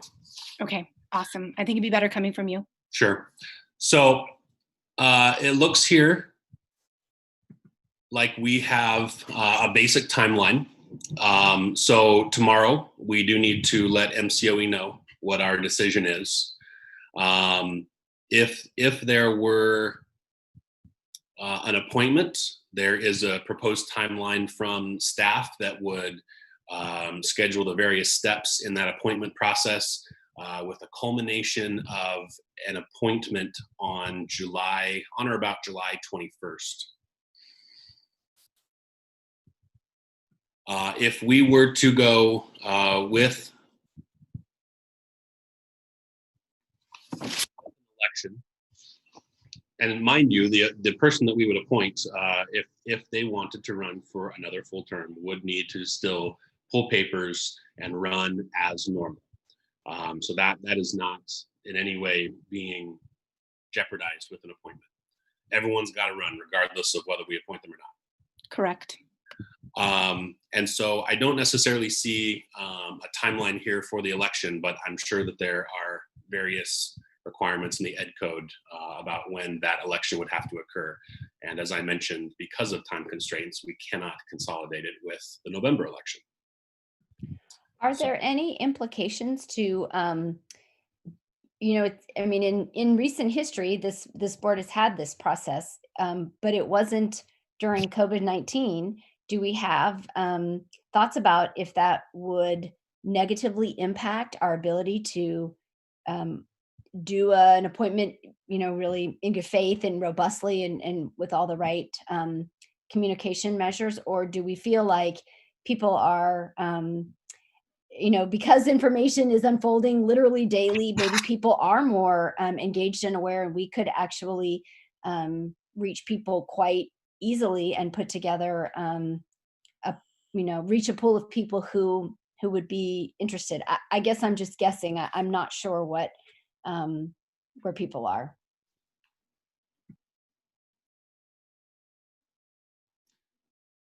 I'm sorry, Dr. Lingen, I didn't hear your whole comment. Well, I guess my kids are probably all online.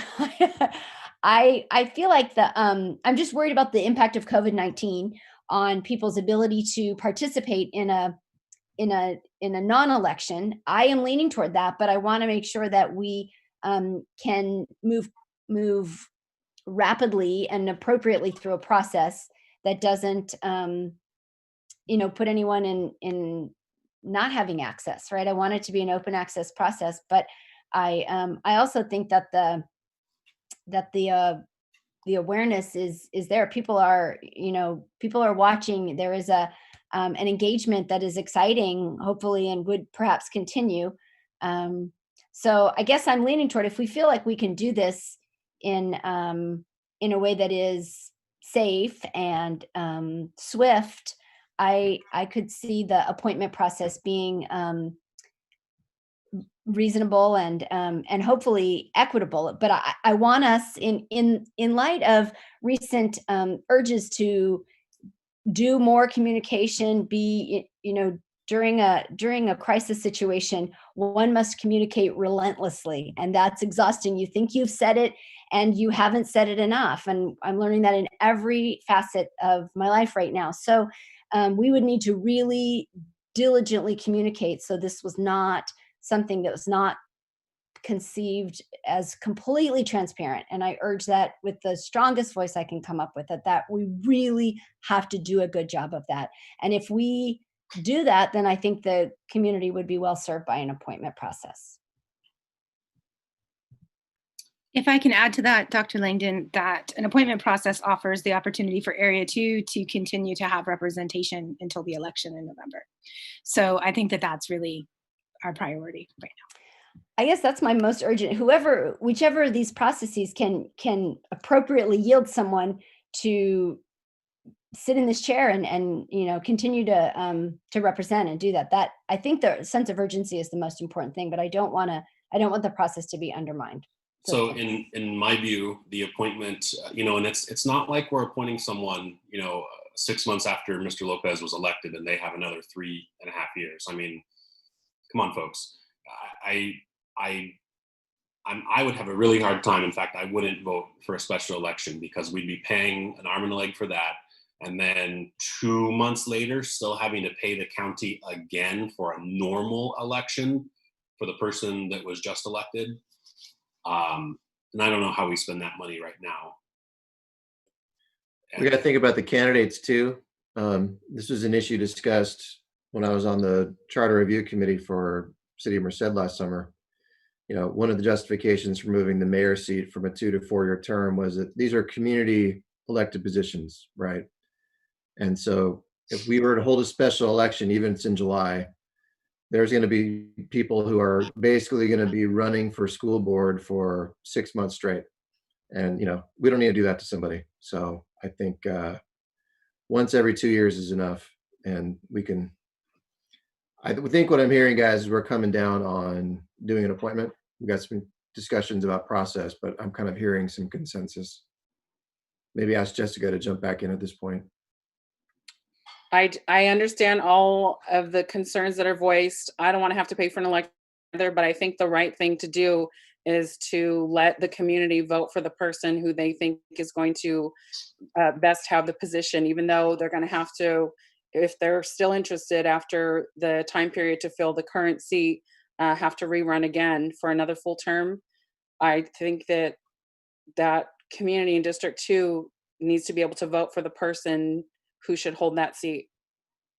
I don't think we should pick. And I know I was on a previous board before where we did pick. However, that's not the feelings that I have today. I think it needs to come from that community and they need to be able to vote. It would be extremely temporary. It would just be until the election took place, just so that continued representation. Appointment we would make half resident of that district as well. However, I still think it's important for the people to get to vote, even though it's a short-term placeholder until his seat would have been up. Absolutely. I mean, I hear all that. My first thought was that we should do an election for all the reasons that Ms. Kazakos is saying. And, not to be cryptic, right? But May 24th, 2016, Mr. Cox and Ms. Kazakos were on the board and I was on the appointment panel. So there's some interesting, experiences that we've had from one side or the other. And, look, it's really incumbent upon this board to make sure that if we do an appointment process, that it's completely above board and fair. And I think we can do that. Look, if COVID hadn't happened, I think I would be on Jessica's side of this ledger, to be honest. But I'm trying to think in my mind, Jessica and maybe Emily weigh in, is there a way that we can go about educating people who live in Area 2 about this opportunity and what's involved, and, one-click application and essay or whatever process, so that it's maybe not an election, but the barrier to a member of the community throwing their hat in is pretty low. So that we almost have like a democratic process of, I don't want to say candidate recruitment, but candidate advertisement. And then hopefully we get a good cross-section of the community. So, Dr. Smith, I think you bring up a good point. And the process, and Dr. Rogers, correct me if I'm incorrect, the process is for the most part, really up to us.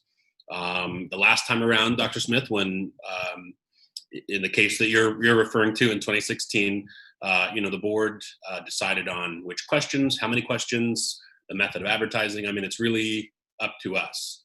And so I think that we can make it as robust as we need to and get the information out, how the board is how I'm hearing the board members say.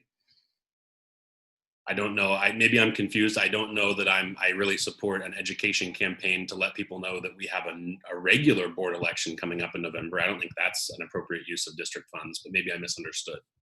I probably misspoke because I ramble sometimes. I was talking more about educating people about if we do this, an appointment. Yes, very good. The advertising that this is open, please apply. Yes. Yeah. Well, and we have resources. We can reach people who would vote in election. You can reach people through emailing, addresses, postcards. We've all figured out how to win an election to this board, and there are ways that you can reach everyone in the area. And I would be willing to, again, I don't know what the amounts are, but I would be willing to invest some money into a very, I mean, I hear what Ms. Kazakos is saying, a very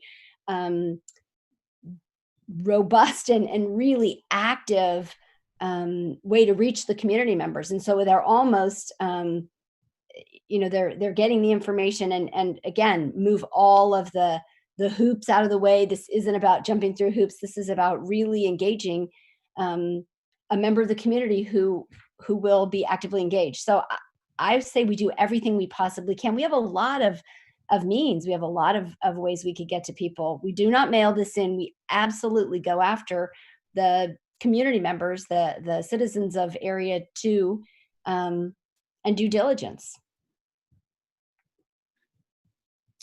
Thank you.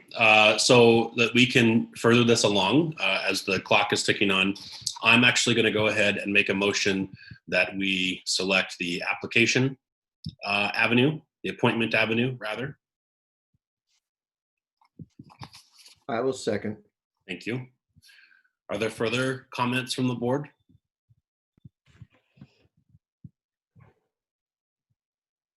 Okay.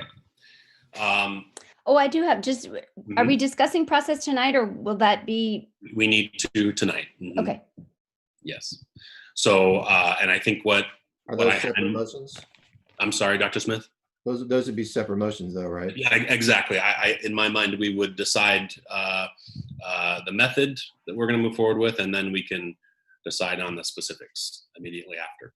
So we have a motion and a second. I hear nothing else. I'm going to call the question. Dr. Smith? Aye. Dr. Langdon? Aye. Ms. Kazakos? No. And I am an aye as well. That motion carries. Thank you, everyone. I think that, there's a lot to be said with how we are entrusted with these seats. So, okay, so what we have is a proposal that actually the process would begin tomorrow by posting a notice of vacancy.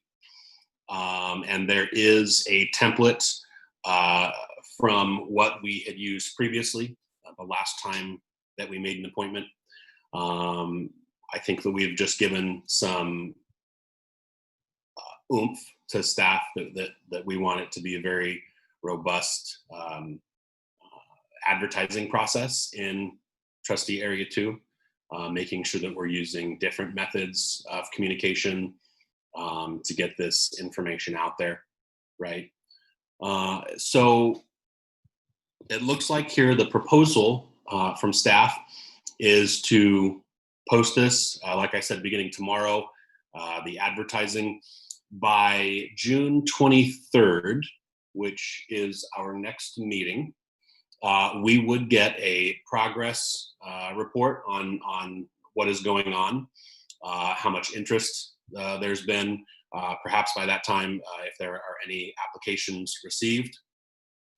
After that, Dr. Rogers is proposing a special meeting July 21st, in which we would do the actual interviews and ostensibly the appointment.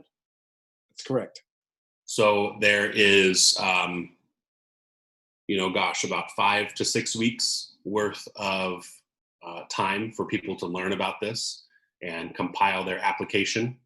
If I'm not mistaken, and Dr. Smith, you might have a much better memory than I believe that we requested a resume, and then we just asked, several other questions. And there are some basics we need to cover, such as, do you live in the trustee area? Do you recall, Dr. Smith, what your experience was like? Let me talk about the application packet. So there was a resume and a cover letter, and there was some short, I guess, free response questions about, who I am, why I wanted to be on the school board, what were my issues. I think if we go that route, one of the things that I thought was unfair last time was that there were 3 people who filled out that application packet and 1 who really didn't. And anyway, I'll leave it at that. So I think, we got to be really careful. Whatever we decide, we have to, maintain fairness and equity. I don't know what you guys thought. The written materials, it's just like a job interview, right?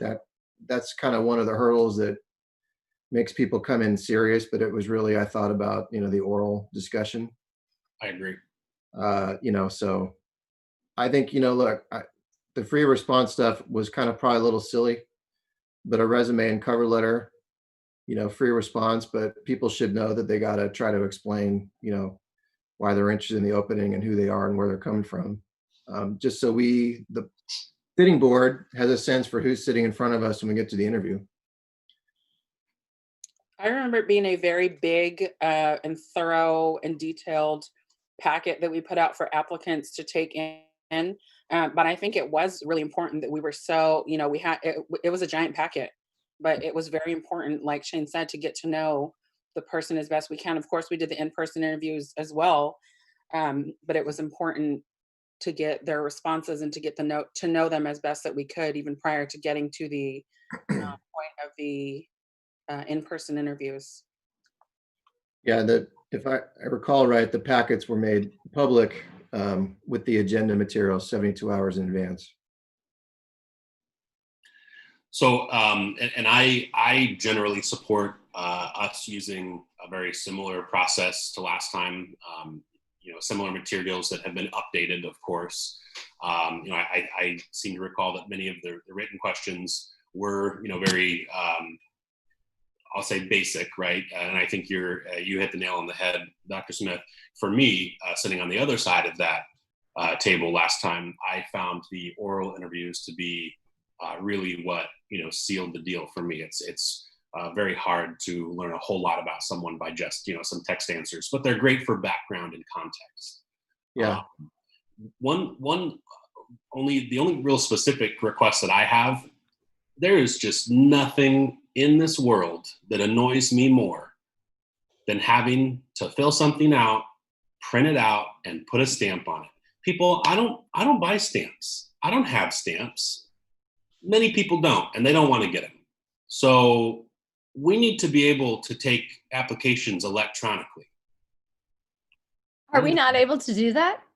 I don't know that we can't. I'm just saying we need to. Okay. Not everyone can get to the post office to drop stuff off, to buy stamps, to whatever. And I really, quite frankly, even if they could, why? Why do you have to mail stuff in? I think we try to provide the most inclusive process as possible. So you are able to submit electronically, you are able to paper mail your application in. I think we need to have a comprehensive, I'm seriously stuck on I think we should send a postcard to the residents of Area 2 and say, nominate yourself or nominate your neighbor. One of you must help us and one of you must serve, and see if we can really, do a really good job of letting people know this happens, and then make sure that we don't have any barriers. So one barrier might be, I don't have a stable internet, so I can't get this email to you. And one barrier may be, you don't buy stamps, and so you don't want to. So I just think that there can be multiple ways you get these applications in. Let's not hone it down too much. I think we cast the net as widely as possible in who we reach and how they are able to and allowed to apply.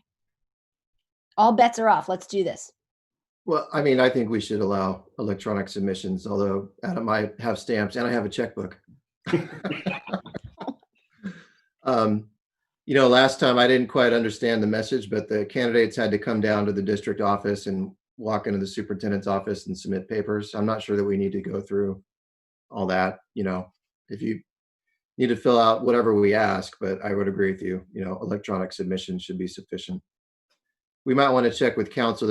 I can't remember, there might be some form that has to be signed or something like that, but. Which can always be done when they come in for their interview, right? Exactly. The other thing that I thought that we were kind of remiss in doing last time, and Dr. Pargaduran may have met one-on-one with the applicants. I can't say for sure, but I think at the minimum, we should offer at least one opportunity, a group opportunity for people to come and ask questions and learn about the responsibilities and expectations of board members, and be able to ask, Dr. Rogers and perhaps a board member, one of us, a sitting board member, just ask questions so that they can really understand what they're getting into. President Cox, I've seen that practice. It is a good practice. I would advocate for that. I agree. I think that would be a good idea as well. Absolutely. I don't know how I feel about candidates meeting with the board members. I'd agree that an opportunity to talk with Dr. Rogers is probably a good idea, because we're going to be the ones making a decision, right? So that's a good point. That's a good point. There's potential for unfairness or the appearance of unfairness. I guess I envisioned kind of an open Q&A format that wasn't really, but yeah, I want people to have as much information as possible, and make that as open as possible. So, well, I mean, I agree. Maybe there's a former board member who would serve as a coach, or someone from a different board who is comparable for the commitments and the things that we do. I just think more information could be helpful. Well, I mean, Dr. Langner, President Cox, you raise a good point. So, I mean, whether it was an appointment or an election, right? Everybody who's not been in this seat before wonders, did he really understand the time commitment? Am I getting myself into something? I think we should find a way to either put together a fact sheet or have a Q&A. I think that's a good idea. Like I said, I don't think one of the four of us should not be in the room. Fair enough. I think that's fair. I just there are plenty of people who could speak to. I mean, when I ran, I talked to people who served on boards, and they told me all kinds of things I didn't know. So I think the more information is power, and the more we share, I think that's a good thing. Yes. So, Dr. Rogers, has this provided enough direction to move forward? I believe so, President Cox. I think we're good. Can I ask, guys? So, July 21, I'm sure everybody was going to be flying to Hawaii for vacation, but unfortunately, we're not. Is there any chance that we can feel comfortable or be allowed to do this interview in an in-person setting, even if we're spread across a large room and the audience is on Zoom? That's actually, Doctor, I'm glad you brought that up, Dr. Smith. I was operating under the assumption that it would be in person, barring some, catastrophic, shelter in place order. I would much prefer socially distanced in-person interviews. Yeah, I mean, I can't imagine the four of us making this decision through Zoom. And I also couldn't imagine interviewing for a board appointment through Zoom. I can only speak for myself. I would be comfortable doing so. If we wanted to agree to face clause and other things, I think we could all, obviously comply. But I think the process will be better served, and the people of District 2 better served if we can figure out how to get as many of us together as we can.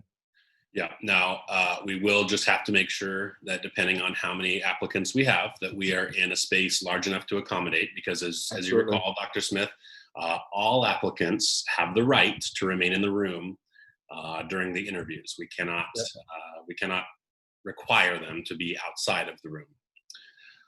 So I think we're good. And if anything else pops up, I'm sure that Dr. Rogers is happy to do a straw poll to take the pulse of what we're thinking. All righty. Thank you. Okay, I'm sorry. I've been sitting in a very uncomfortable seat in my dining room since 6 o'clock, so I need a little 5-minute break.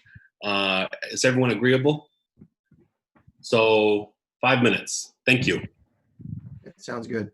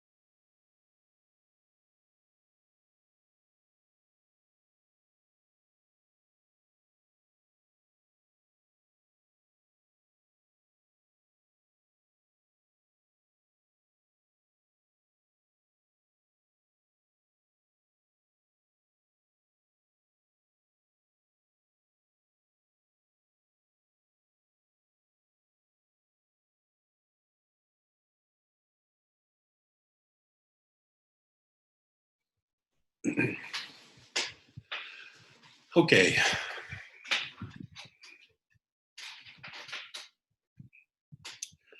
Ms. Kazakos, are you back with us yet?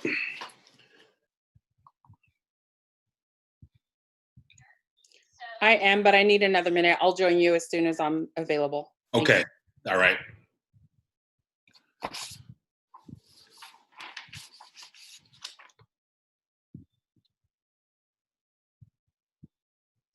Okay.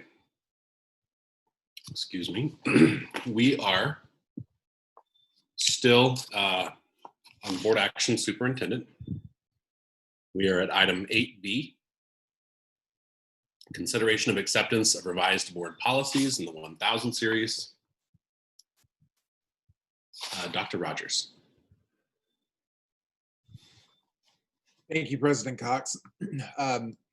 It has been a past practice for all series of board policies and board bylaws to be reviewed and revised as needed on an annual basis. And revision of board policies and bylaws becomes necessary due to changes in the Education Code, legislative actions, legal decisions, and local situations. This 1000 series deals with policies related to community relations. And within the series, the Office of the Superintendent is recommending the revision of this policy. Really, it has to do with access to district records and the inclusion of electronic communications, cell phones, emails, and so forth. It is therefore recommended that the Board of Education accept the attached revisions to board policies in the 1000 series, community relations, as a first reading.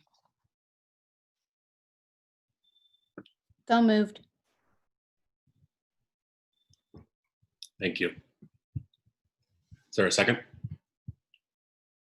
I will second. I would, Dr. Rogers, I have to admit, I see the changes. I don't have a problem with them. I thought that I thought this is already a statement of the law, to be honest. The new language is this one of those things where a CSBA computer or something alerted us to an update, or what was the process here? That's exactly correct. We received these. They're doing this statewide. Okay. Just as a correlate, the new language talks about public records requests can reach administrator and board member communications even when using personal cell phones. Does everybody know that that's the case? Has there been like a policy memo update kind of thing to everybody? We have not formally briefed staff on that, but it has been an informal topic of conversation. So I believe certainly my cabinet is aware, and we will see to it that our administrative staff are also briefed. Okay. All right. Thank you. Okay, we have a motion and a second. Are there any further questions or comments from the board? Seeing none, I'm going to call the question. Dr. Smith. Aye. Dr. Langdon. Aye. Ms. Kazakos, are you with us? I'm with you. Aye. Thank you. Thank you. And I'm an aye as well. That motion's carried. We're going to go now to Board Action Educational Services 9A. School plans for student achievement. Dr. Rogers, we need to defer this. Is that correct? I believe at this time it would be appropriate. There are a number of issues impacting our SIPSAs, not least of which the budget is very fluid at this point. And so the numbers that went into developing these plans are likely to change. And we would not be confident that the plans that the board reviews this evening would be as comprehensive as we'd like them to be. Okay, so with that, I will simply, by prerogative, pull this item, and you can bring it back when ready. Is there may I just ask a question? Is there a deadline on this? This is an annual process. Do we have to complete this by a time frame? So the deadline's been updated. I'd like to ask Dr. Seaton or Ms. Castro to address that current timeline, please. Yeah, I wanted to recognize, thank you, Dr. Rogers. Elena is with me tonight. Elena Castro is our director who supports our principals with the development of their school plans. It is a local decision for the date of adoption for SIPSAs. There are some timelines there, especially for our school that's identified as a CSI school. For funding purposes, theirs does need to be approved prior to, I believe it's by September, for some reporting purposes to the state. But it is a local decision when SIPSs are adopted. So that's up to us to determine. Thank you. Okay, so we're going to move on now to the next item, 10A, public hearing notice for board resolution to increase level 1 school facilities fees. Dr. Testa. Thank you, President Cox. Good evening, board members, Superintendent Rogers, cabinet members, staff, and community members. Pursuant to Education Code 17620, as well as Government Code 65995, a public hearing is to be held prior to consideration of increasing level 1 developer fees to match the current levels that were approved by the State Allocation Board. And so for your action, it is recommended that the Board of Education hold a public hearing and adopt board resolution number A5, 2019-2020, authorizing an increase in level 1 school facilities fees. Thank you, Dr. Testa. This is a public hearing, and in the time of COVID, that means that we are going to open up the phone lines, as they say. Anyone that wishes to address this item during this public hearing may do so by calling the district office at 209-385-6640. With the line, we're going to keep it open for 5 minutes. If there is a need, if there for some reason are more calls than Ms. Berman can answer in the next 5 minutes, I will happily extend that. So we are going to recess, I suppose, for 5 minutes. Again, if you wish to comment on this item, this public hearing, and again, it is the public hearing for the, losing it here, sorry, for the school facilities fees. If you wish to comment, you may call Miss Donna Berman at 209-385-6640 to make your public comments. She will take them for you and read them out to us. Again, 385-6640. It is 9:02. Let's be back here, please, 9:07. And with that, the public hearing is open, 385-6640. Thank you.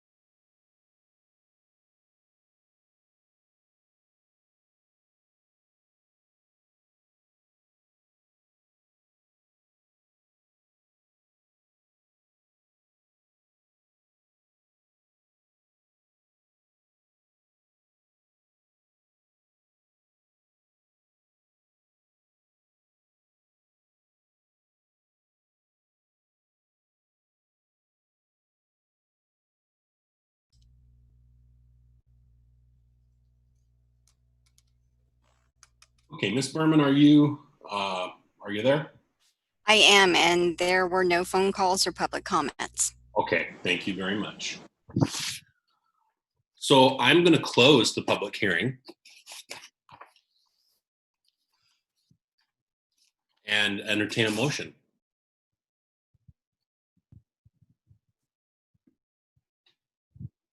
I will move to accept the report and direct staff what the verb is to impose the level 1 statutory fees recommended by the report.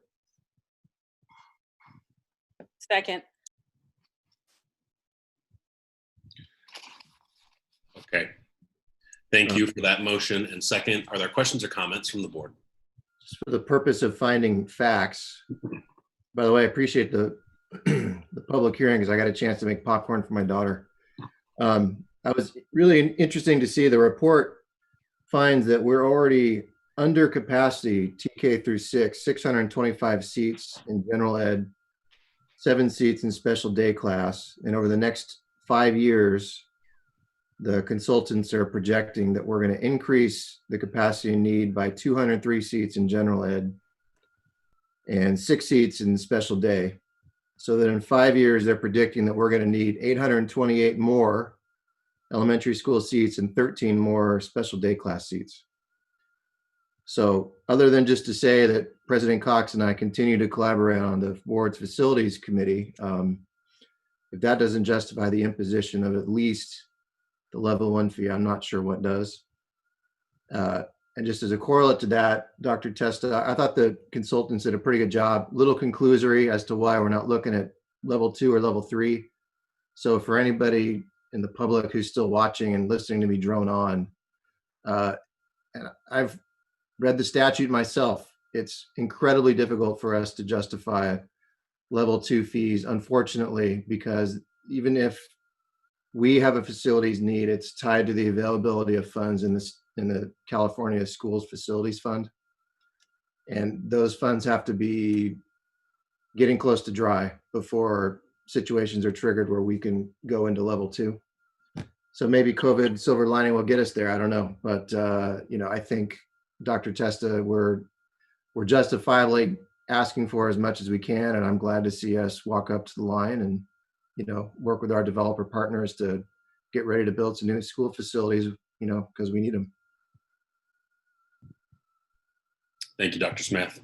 Any other questions or comments from the board?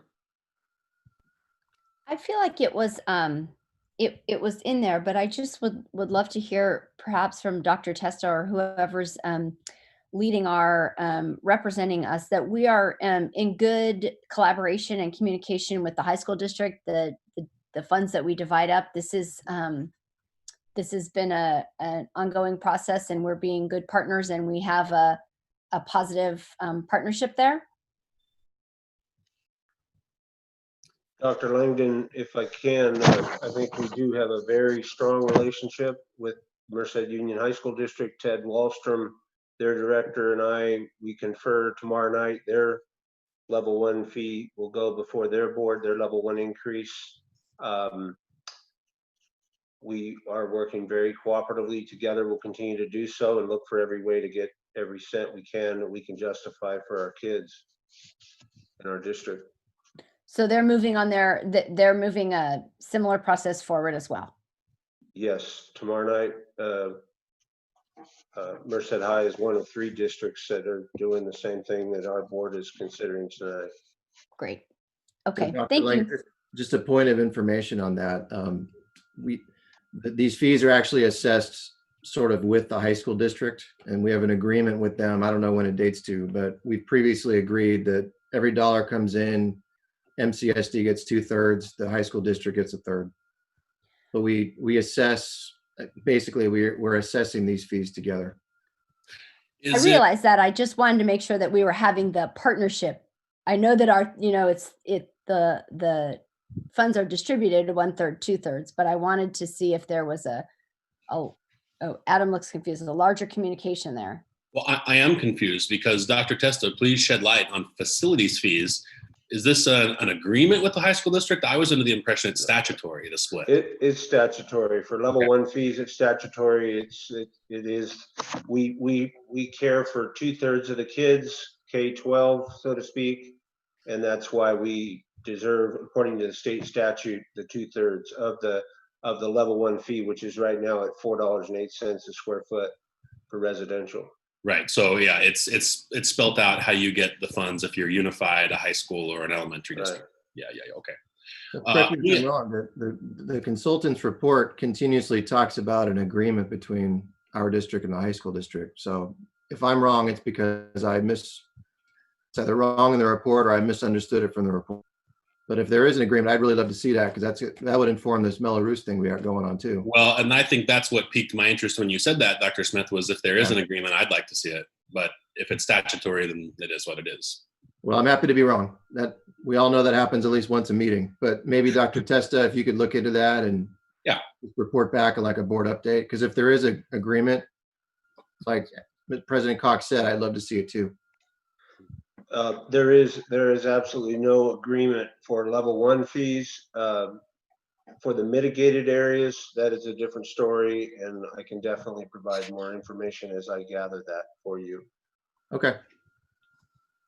Well, thank you all for clarifying me. Any other questions or comments on the facilities fees? Developer fees, rather. Okay, I'm going to call the question. Dr. Smith. Aye. Dr. Langdon. Aye. Ms. Kazakos. Aye. And I'm an aye as well. That motion carries.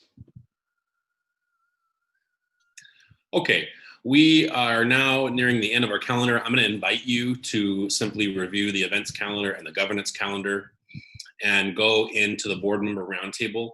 I would like to start us off with a statement from the district, regarding some of the things that our country is going through right now. And then we'll go through our traditional board member roundtable. This is a very unfortunate and serious issue. Our nation is reeling from the deaths of George Floyd and countless other people of color due to police brutality. Our hearts go out to the family and all victims of police brutality. We stand behind the right to protest peacefully against racism, and believe that all forms of racism must be eliminated from our society. Additionally, we affirm the right of Americans to be safe and to be able to trust our peace officers to protect us from those that would do us harm. We offer our respect and appreciation to those peacefully protesting across our country and locally in Merced, and to the good men and women who take up the mantle of responsibility to protect and serve. The board and our district specifically support African American students, and it is part of our strategic plan to interrupt implicit bias in our schools and eradicate systemic racism from our educational system. We will do better. The board has made a specific point of improvement and will continue to improve. And I would like this evening, when we do adjourn, that we do adjourn in memory of George Floyd and those who have lost their lives. Okay. Now I'm going to open it up to the board member roundtable and Dr. Smith. Well, thank you, President Cox. I'm glad the board has put our heads together and made this statement. And among the many things that people have been talking to me about since our last meeting, this is one of them. And I think comments from Gina Chambers and Amy Brown for really focusing me on this issue, even more than I already was. I'm really proud of some of the things that this board has done for inclusion and battling implicit bias, not just in our strategic plan that we worked on with Dr. Rogers. We are going to interrupt implicitly biased systems in our district, and we need to understand what those things are, number one, and how to deal with them. So, if anybody has thoughts or suggestions who are listening, please shoot me, the board, an email. I've got a few things in mind that I'm sure we'll be talking about in future board meetings. But I also want to just point out that this board in particular has really been focused on diversity and hiring. We talked about this before Dr. Rogers' hiring was announced, but in this board, 6 finalists for the superintendent seat, equal numbers of men and women, 2 Hispanic, 2 African American, 2 Caucasian finalists. So I think this is something that we can really continue to work on as a board and as a district, but I'm really proud of the strides that we have taken. And as President Cox said, this board and I, we support our African American students 100%. And, we need to do everything that we can to make sure that no more hashtags, and certainly not in Merced. So I want to thank President Cox for having the courage to read the statement, and the board for joining all together to put it together.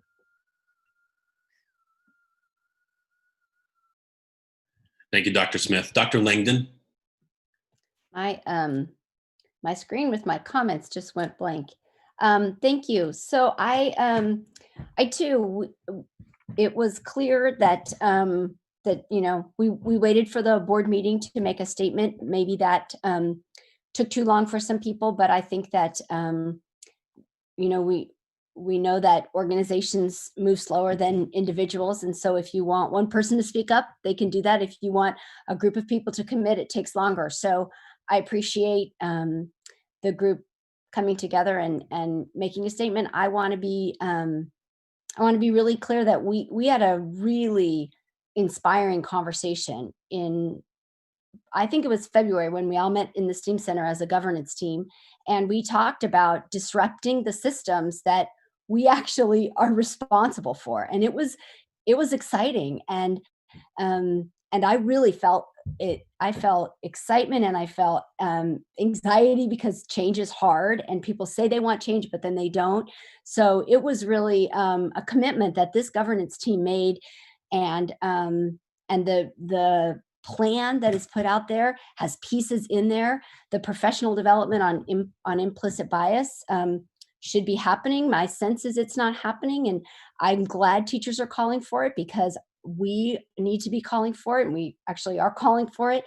I also want to remind us that when we put our committees together, Miguel Lopez, who is now not on the board, suggested an equity committee, and I would like for us to rethink about that. I would like for us to have a place where we don't just make this the moment, but it truly is the movement. We need to look at our practices and our policies, and we need to ask ourselves how to be anti-racist. That's really important.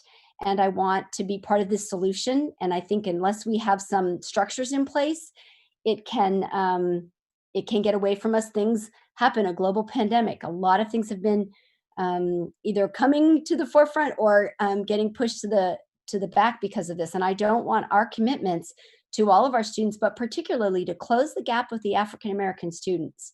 We need to do better. And I believe as a governance team, we said we will, but I don't want that to be words. I want that to be structures, and challenging the policies and procedures, and providing the constant accountability that is required to undo so much of this. So I hope that we're all as committed now as we were in February when we were talking about it. The second thing that I wanted to, we're still going to talk about reopening, right? Is that coming yet, Mr. Cox?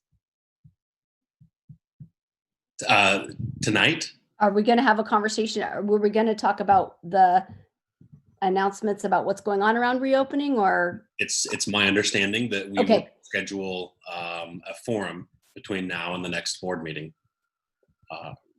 Okay, was Dr. Rogers, we're going to talk about that? I want to make sure that one of the things we bring up in the roundtable are the things that are, that emerge. And I know that there's a lot of uncertainty out there about reopening, and there's been a lot of work, and we need to talk about that. We need to constantly communicate about that. So I hope that happens before the end of the meeting. I don't need to take up any more time. Thank you. Thank you, Dr. Langdon. Well, before we get off that, Dr. Rogers, would you like to address anything right now regarding school openings or I know that we had discussed having a study session for your team to be able to share what you've been working on, the options that are being put together with the wider community. Do you have anything to add right now? Can I add my comments? I'm sorry, Ms. Kazakos. Yeah, I was definitely not skipping you. I was just I was following up on Dr. Langdon. My apologies. Sorry. I didn't mean to jump No, over. Sorry. You're very fine. Thank you. Important items on our agenda tonight. Shall I hold off and let Dr. Rogers proceed? If you wouldn't mind. Absolutely. Thank you, Member Kazakos and President Cox. Just a real brief. Some in the community may be aware that there is a superintendent's advisory team comprised of practitioners from our organization as well as the high school district, but also from community-based organizations, the County Office of Education, and others to help advise our staff on putting together plans for reopening that we can submit to the board. But part of that effort is really to reach out and get the input from the community members themselves, parents, families, find out what are they hoping for in this reopening. And so we will be surveying, sending out a survey as of, I believe, tomorrow, and gathering as much as we can in terms of stakeholder input to inform the very technical work that goes into planning that reopening. We expect to bring that to the board, the feasible reopening plans to the board for review prior to the 23rd of this month, at which time we'll ask the board to formally review and ostensibly approve the plans for reopening schools this fall. Thank you. So there will be continued opportunity for the public to learn in more detail and to comment, and then for us to adopt at a slightly later date. Perfect. Okay, Ms. Kazakos, last but definitely not least. Thank you. I'll just add to comments that were already made that as Emily was saying, it's not enough for us to just want to do better. We need to put action behind our words and our wants and our desires of wanting to do better and actually do better. And I think we are absolutely ready for that. We're craving for that. We need to make sure that we are closing the gaps. And we're ready for that. I was on, I believe it was Friday night at a candlelight vigil memory of George Floyd, and saw some of our staff members there with their families, with their children in peaceful protests. Or it wasn't necessarily a protest, it was more of a candlelight rather, but in support of the Black Lives Matter movement. So I think we are ready as a district and as a community to move forward and put the actions behind our words and make sure that we're doing the right thing and standing by our students, by our Black students especially. Thank you. All right, thank you, Ms. Kazakos. And okay, I've been thinking for some time. I feel like I have a lot to say. I might get it all out tonight. I might not. I might get myself in trouble tonight. I don't know. You know, suffice it to say that we're living in very strange and unfamiliar times. You know, life was shut down with very little notice. And this is not something that we're alone in. This is something that virtually the entire world is dealing with. Certainly the United States, being the hardest hit, is dealing with. And that's meant that we have had to change the way that we fundamentally deliver our services in the blink of an eye. Building Rome overnight. And I think one of the things that has bothered me the most, and you know what, and I don't expect anyone to cry for me. You know, we're elected officials. We ran for this. I have broad shoulders and, you know, sometimes thick skin, sometimes it's thin skin. And lately it's been thin skin. I'm having a lot of trouble with some of the really nasty messages that some of our staff members have been sending the board. Very, very uncalled for, very rude. You know, and I try to give people leeway because, you know, we're all under stress. What I'm having a really hard time dealing with, you know, I was on the board, so was Ms. Kazakos. When we had to hand out 45 pink slips in 2010 or 2011. Now, we didn't end up having to lay anyone off, thank God, but that wasn't a fun process, ruining someone's livelihood. And it's completely out of your control, right? I mean, we're getting our money from the state. This is not some issue of our own making. And I'm having a really, really hard time taking these nasty grams from folks who are pissed that they still have a full-time job and who are angry that they have to go back into the classroom. I'm tired of seeing emails from folks letting us know the impact they've had and what they do and sharing their calendars with us. The thing that gets me, though, several emails had something along the lines of, you know, in my special position as TSA or TL, I can affect 300 or 400, 500 students. I'm only going to be able to do that for 35 students when I get to the classroom. I am so sorry. I was one of those 35 students. You were one of those 35 students. Every single person watching this right now was one of those 35 students. So what's the big deal if you can only positively affect 35 students? I'm having a real hard time understanding why people are so bitter that they still have a full-time job with no pay cuts. They have job security. And yet we're being beat up for factors beyond our control. I've had several people ask why we didn't, you know, do this earlier. And quite frankly, if we have any fortune tellers out there, please let us know, because we would very much appreciate being able to know what's coming next. Dr. Rogers started a mere few months ago with a very, very strong mandate from the board to change this culture.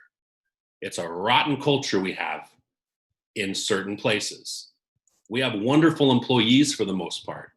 Our employees have not been given the support and direction that they need. In case anyone hasn't realized, fewer than half of our students read on grade level. What we've been doing for the past decade, how we have been directing and supporting teachers, has not been enough. It's not moving the needle. Things need to change. They need to change on a massive scale. It just so happened that we demanded this change and brought Dr. Rogers in before the world fell apart. And now plans are having to be sped up in order to affect some of these changes. I am just so disappointed by staff members who have no idea, and for good reason, because we haven't shared the ideas yet. But we haven't shared the ideas because things are moving at lightning speed. But I'm just amazed at staff members writing in, making comments, you know, I'm refusing to do the teacher academy. I refuse to support this. I refuse to support that. You guys don't even know what it is yet. You don't know how it's going to benefit you. And quite frankly, again, what we've been doing isn't working. How can anyone be proud of our test scores? They shouldn't be. This crisis has simply laid bare the issues that we have been limping through for years. And as Dr. Langdon said, people like to say that they like change, but when you get pushed out of your comfort zone, oh, all bets are off and oh, heck no.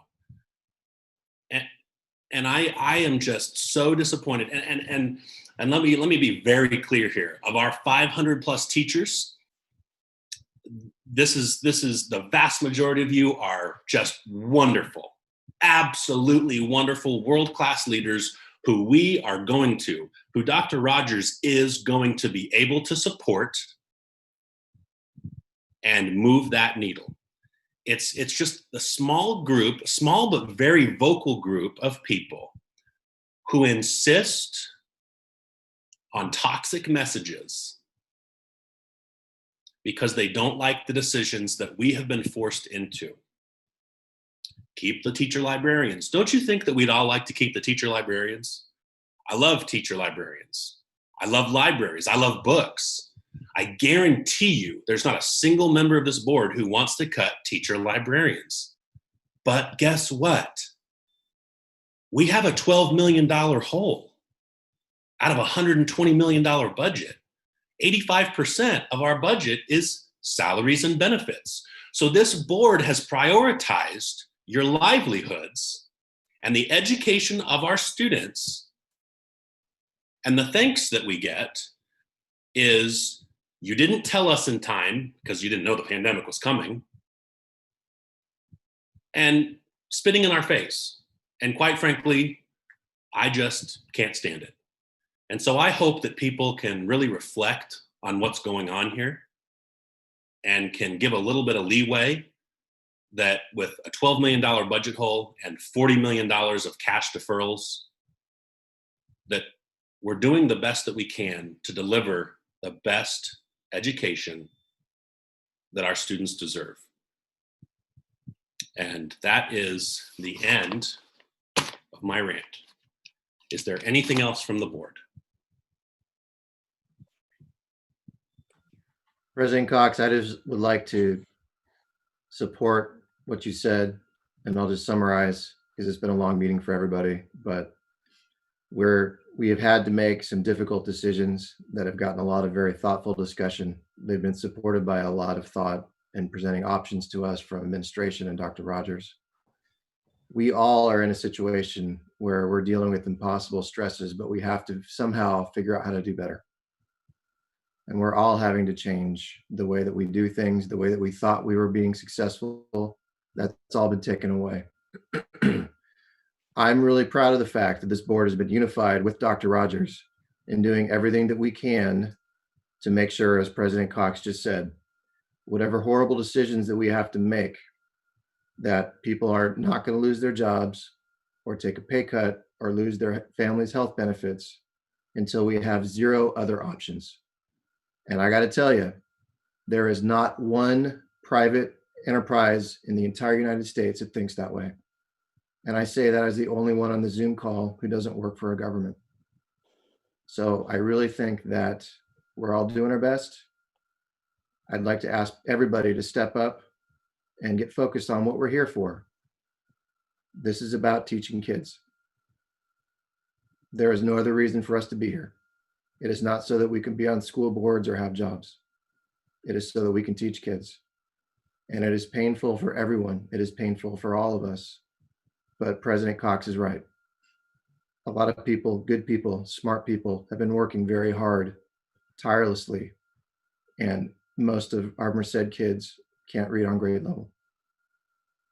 So the definition of insanity, as other people have said, I didn't come up with this, is doing the same thing over and over again and expecting the same result.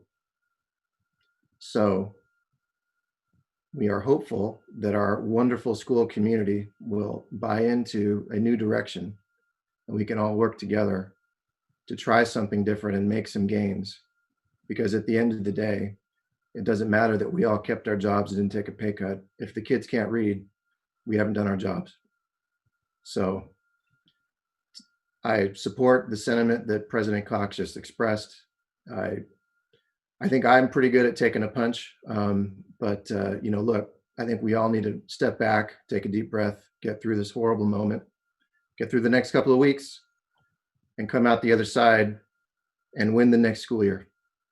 That's my goal and that's my focus. And I want everybody on this call to share that with me, please. And with that, I'll cede the floor. Thank you, Dr. Smith. Dr. Langdon or Ms. Kazako, since I went on forever, any last thoughts before we adjourn? I think these things are connected. I think that one of the things that we talked about when we talk about disrupting the system is the, education is the answer. Education is the answer to the American dream and to the promises that children can realize. And if they don't have that education, we take them away from that. And that is what is the most important thing, I think, is that we have got to help those children realize their full potential. That's what's at stake here.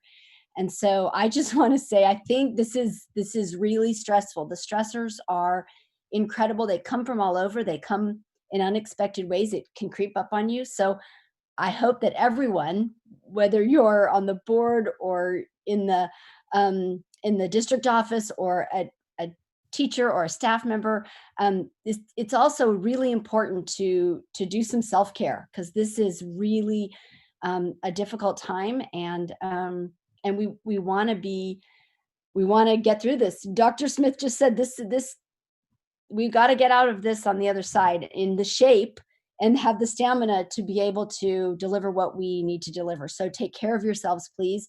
Be kind to yourself, be kind to each other, because this is really hard. Thank you. Thank you. Ms. Kazakos, anything? I'll just add that, I'm never one to speak for the board, but I think that I can say that none of us here wanted to be on the school board to be rock stars or millionaires, right? We're here because we're committed to the children of our community. And we are doing the best that we can, and the decisions that we make are based on all the information that we have at the time that we're making these decisions. We really are here for the kids, folks. We're here for the kids, not just your kids and my kids and the neighbors' kids, but all the kids in our community. And my own kids, 5 of my 6 children are students of our school district, and we are not doing enough. What we were doing wasn't working. It's time for us to make a change, and we're going to make that change together. Change is uncomfortable. We've already talked about that. And I think a lot of people were maybe frustrated in a miscommunication as we addressed the Brown Act earlier. So that is a very unfortunate event. And just like Emily was just saying, stress levels are so high right now as a community, as the world. We're all dealing with all these added stressors that we wouldn't have been dealing with, 90 days ago, 100 days ago, this time last year. So every little thing can turn into a big thing really quickly, but we are all here committed to the children in our community and their education. And I can assure you that we're all going to do the best that we can at all times. Thank you. Thank you. All right. Thank you, everyone, for being here so late with us. I appreciate it from the bottom of my heart, particularly all the people sitting at home, spending their personal time watching us. I'm going to go ahead and adjourn the meeting again in honor of the victims of unfortunate police brutality, and remind you that our next meeting is June 23rd, and that you should expect a forum or study session prior to that, so that we can all learn more about what our ongoing developing options are for reopening school in the fall. Thank you, everyone, and good night. Thank you.